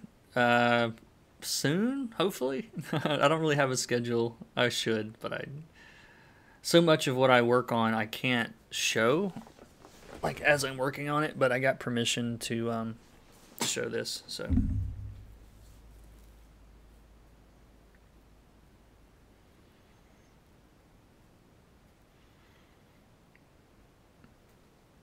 there'll be more streams, and I'll get the recording of this up on YouTube. Are there any more materials you would give Bounce Light other than skin and costumes? I mean, it's one of those like comic coloring tricks it's not really realistic at all. I mean, Bounce Light is everywhere. It's just I think the first person I noticed doing it was Denizio Moreno, which is I hope how you say his name. He's probably one of my favorite colorists, if not my favorite colorist. He does Black Science, and I noticed that he had more reflections on skin than anything else, and it actually serves two purposes. I mean, one, it just looks cool, and then two, skin is really reflective. You know, was more reflective than most clothing and things like that. So, and then plus you've got more colors. You know, so from a storytelling standpoint, it helps the skin to stand out more. But you can throw like on this piece here. I don't know how well you guys can see this, but like you see that little bit of purple like on the underside of her leg? Like that's the red from the cape blending with the blue of her costume. You know, I've got a mouse, I forgot. Like through here and under here, like that's reflected light. You know, so it's not strictly skin that I do it on. Now reflected light's not quite the same as ambient light, but it's similar in how it works. You know, so it just depends on the it just depends on what you're doing. But you can put bounce light on anything. I just kind of use it as a storytelling device to help sell what's happening. More with mask. I didn't actually do much with mask this time. Masks are less complicated than they seem like they are, just because it's such a weird. I think people find them complex because there's not a traditional equivalent that works the same way. I mean, yeah, you can put masking tape down on something and like mask it off. That's still the principle. It's just with digital tools, you have the you know, you have the luxury of being able to mask things at varying opacities and all this kind of stuff. So like all it means is, I mean, white on a mask will come through and black will completely hide everything. So like, for example, This is a trick that I talk about in one of my Procreate courses. You guys like that subtle drop there? If I copy all of this, I think I did a YouTube video on this too, and paste it in a new layer on top. And I'm going to change everything, just very dramatically change it, the saturation, and make it purple. All right, so it's pretty much the opposite of everything else. Now this doesn't look good, it's not supposed to. I'm just showing you guys, making a point. So if I make a mask on this, now right now it's white, which means everything in layer 22 here, can you guys see my layer window? Yeah. So everything in layer 22 right now is being shown. So if I go to the mask and switch to, let me switch to a different brush, so like the flat marker.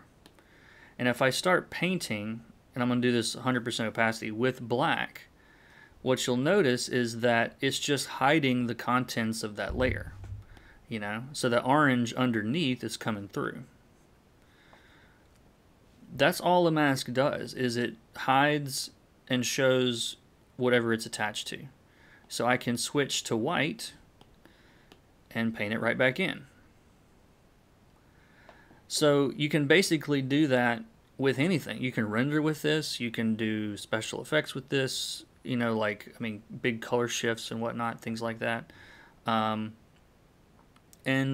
you have varying levels of it, you know, so like if I pick like a middle gray, I'm going to get like a blend of the two, which is kind of hard to see here, but you can kind of see it's not quite as orange there as if I switch to black. It really takes orange away. So that's all a mask does. It shows and hides things. And so you can use that to your advantage for all sorts of cool stuff.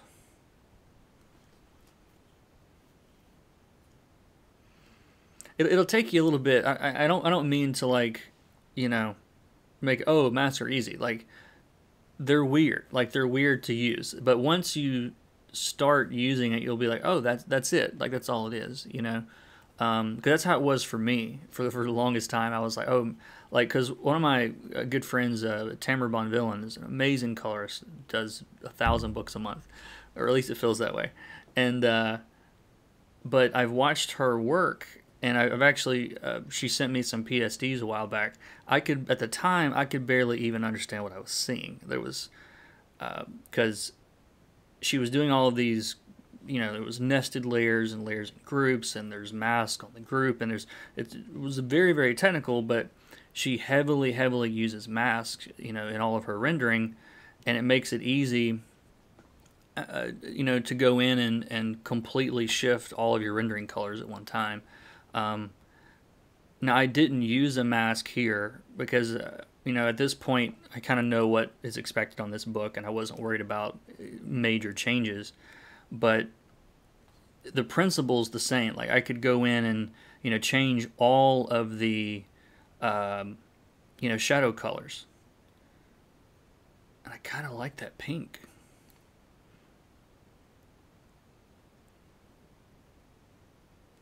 That's what I mean, see? Bonus. I don't know. I might go back to that. But mask work the same way. You can go in and adjust things after the fact. And that's part of the reason why, yeah, I'm going to shift this a little bit, just a little bit more toward purple, which kind of makes sense. The cool shadows are being affected by the orange, and you're getting purple. Yeah, I like that. So, but yeah, but in Photoshop, it's the same way. Masks work the exact same way.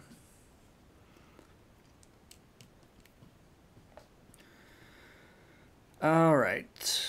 What is the best way to get a hold of you? Email is fine. info@comiccolor.com. Info, I-N-F-O, at, 2 words, comic color, spell them both out, comiccolor.com. And what else? I just want to say thanks for posting so many tutorials. You've improved my workflow. Being colorblind, I've historically avoided color. That's tough. I cannot imagine how that works. It's amazing that it's been a huge help regardless. Yeah, that's awesome.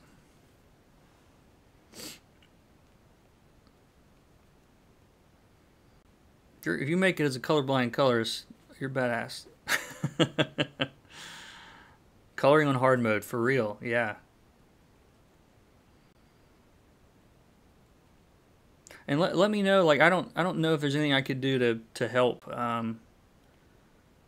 with the tutorials differently. One thing that I expect, and it's kind of the cool thing about color, and I don't know if you've probably realized this, is so much of color is not about, or so much of color in comics isn't really about the color as much as it is contrast differences and value differences, you know, because even, you know, grayscale, like if I were to,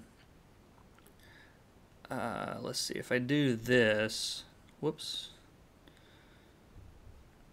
where's my reference layer? Let's turn that off.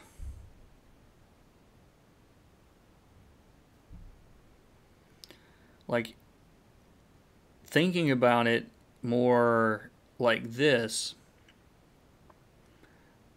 you probably have a pretty strong sense of values. You would have to, I would imagine, doing it colorblind. If you get your highlights to work and your shadows to work, and then yeah, that's interesting. Thank you for the info on Mask. Yeah, I hope that helps. And I know there's a lot more you can know about Mask. I do have videos on YouTube about Mask. You can search for if you want more info too. And I do a bunch, so a couple of lessons and courses too on Mask.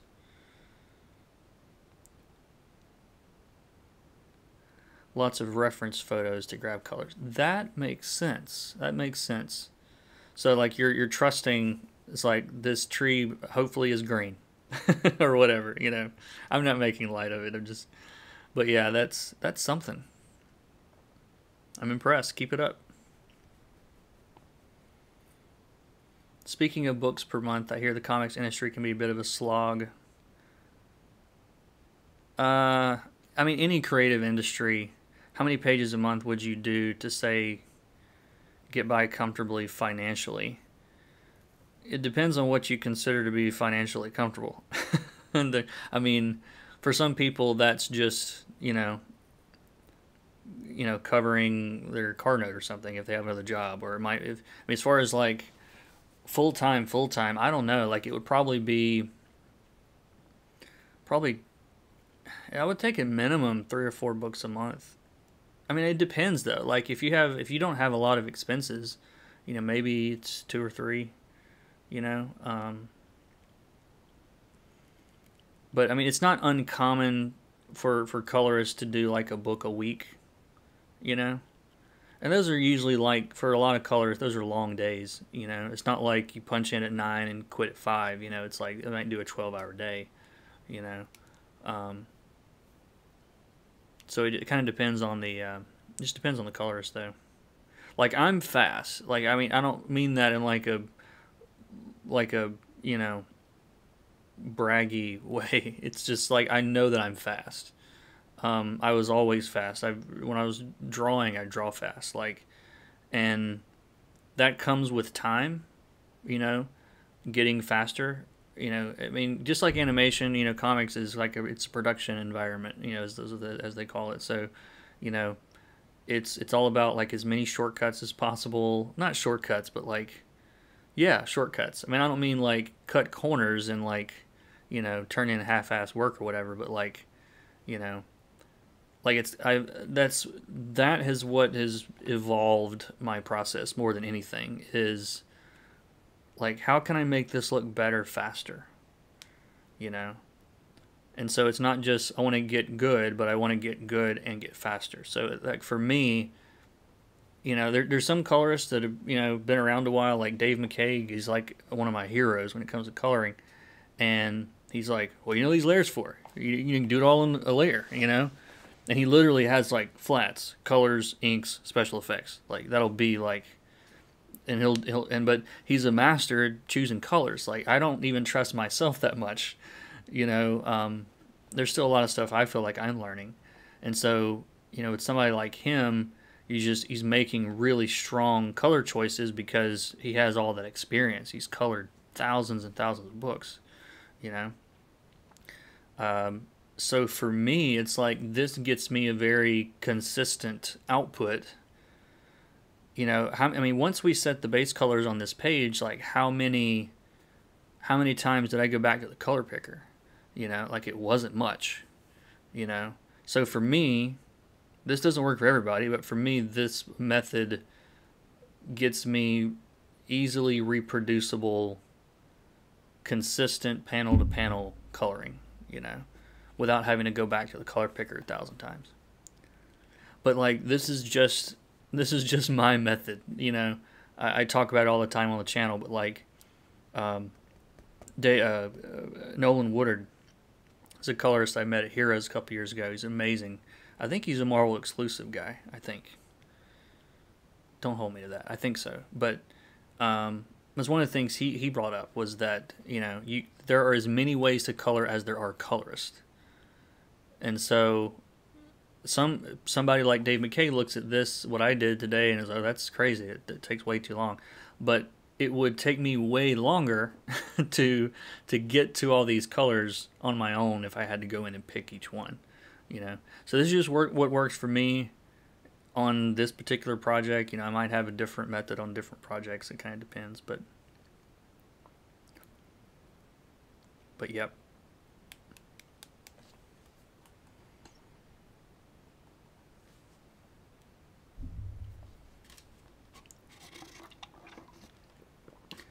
Any other questions? Good questions. Pretty good layer mask usage. I didn't really use any mask on this one, I don't think.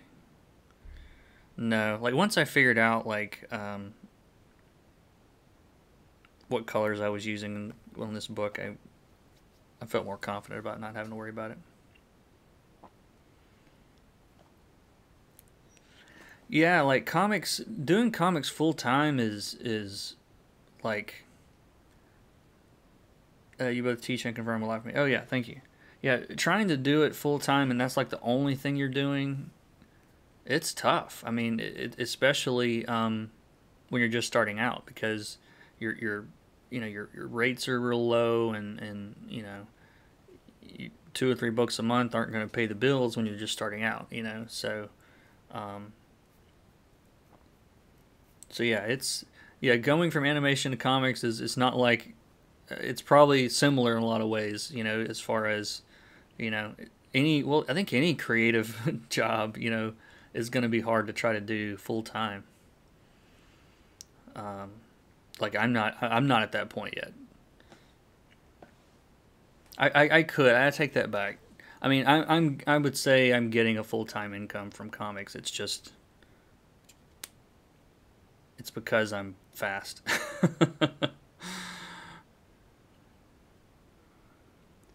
Let's see. Are you doing color calibration for print purposes?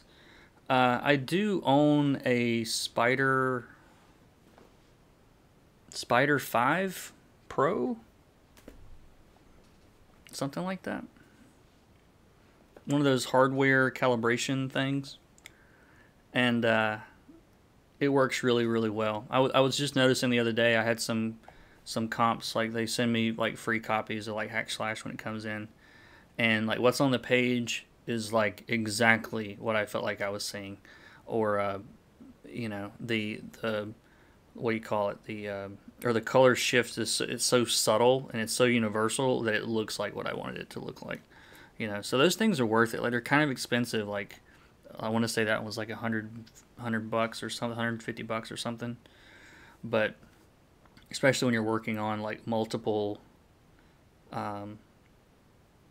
devices like I am. Like, I mean, iPads have really good color. Like I'm actually looking at the difference in my iPad and what's on my monitor, and it's like the iPad's just a little bit warmer, like barely. But like that kind of stuff doesn't matter that much. Like if you send it to the printer and it prints like 1% cooler, then like it's, you know, it's not really going to make that much difference, as long as you're close.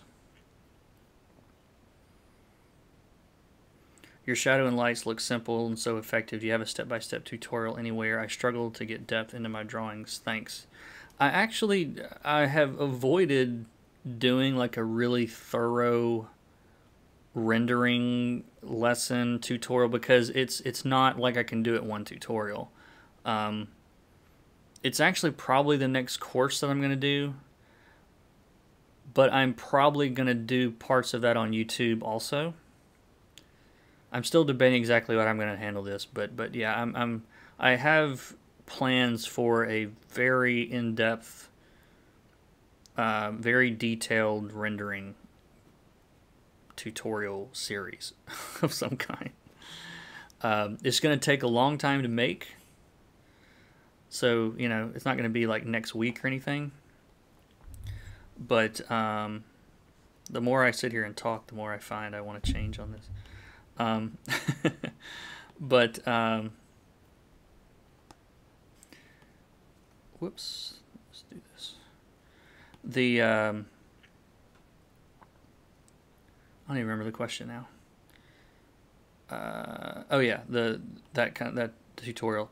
I'll be doing something. I'm not exactly sure when or what form it's going to come in or any of that stuff just yet.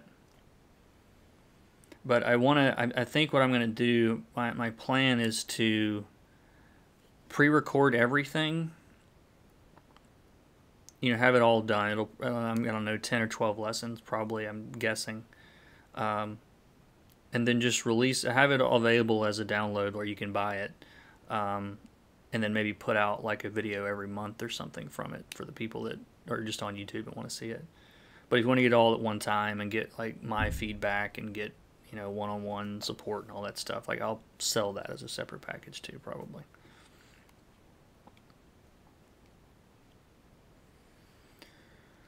Alright, that's a layer mask on panel 3, right? No, it's just a big glowy, it's just all the glows are on that layer. It's not a mask though. Would your classes and techniques be useful for someone wanting to color black and white photos? Probably not exactly what you would want. I mean, some of the principles are similar, but it's a totally different process.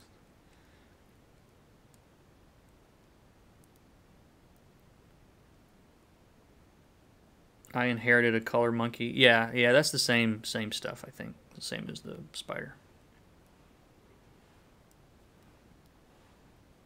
Yeah, every monitor is a little bit different. You're going to get some that are cool and some that are warm and all that stuff.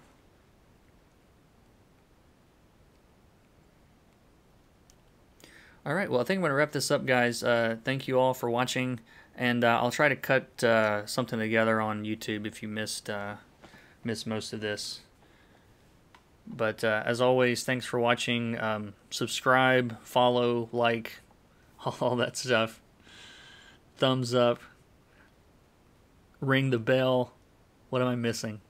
You got to ring the bell these days. That really has been a problem. Like, there's a reason YouTubers are asking for this, because I had someone that's like been a student for a long time and like watches all the videos, and they're like, I've missed your last 3 or 4 videos because YouTube wasn't showing them to me. Like, I don't know, but like when they say like ring the bell, it actually helps. It'll tell you if you're missing any videos. I had to start doing it on some of mine, because just going to the, I mean, you can still go to the subscriptions, but they're even kind of farking around with the descriptions. I mean, the subscriptions, and they're wanting, and for some people, they're changing the order they're showing them, and yeah, ring the bell, thumbs up, like, follow, subscribe, comment. What else? I think that's it. Tell your friends.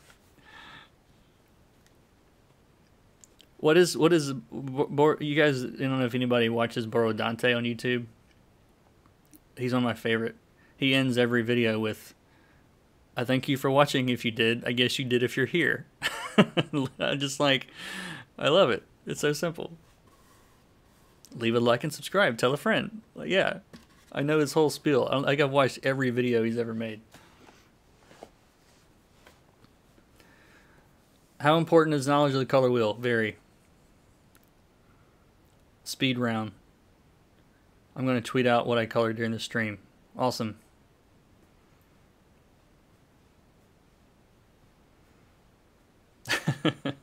Alright, you guys would go all night. I can't. Thanks for watching. Seriously, thank you. See you guys next time. Now to awkwardly end it.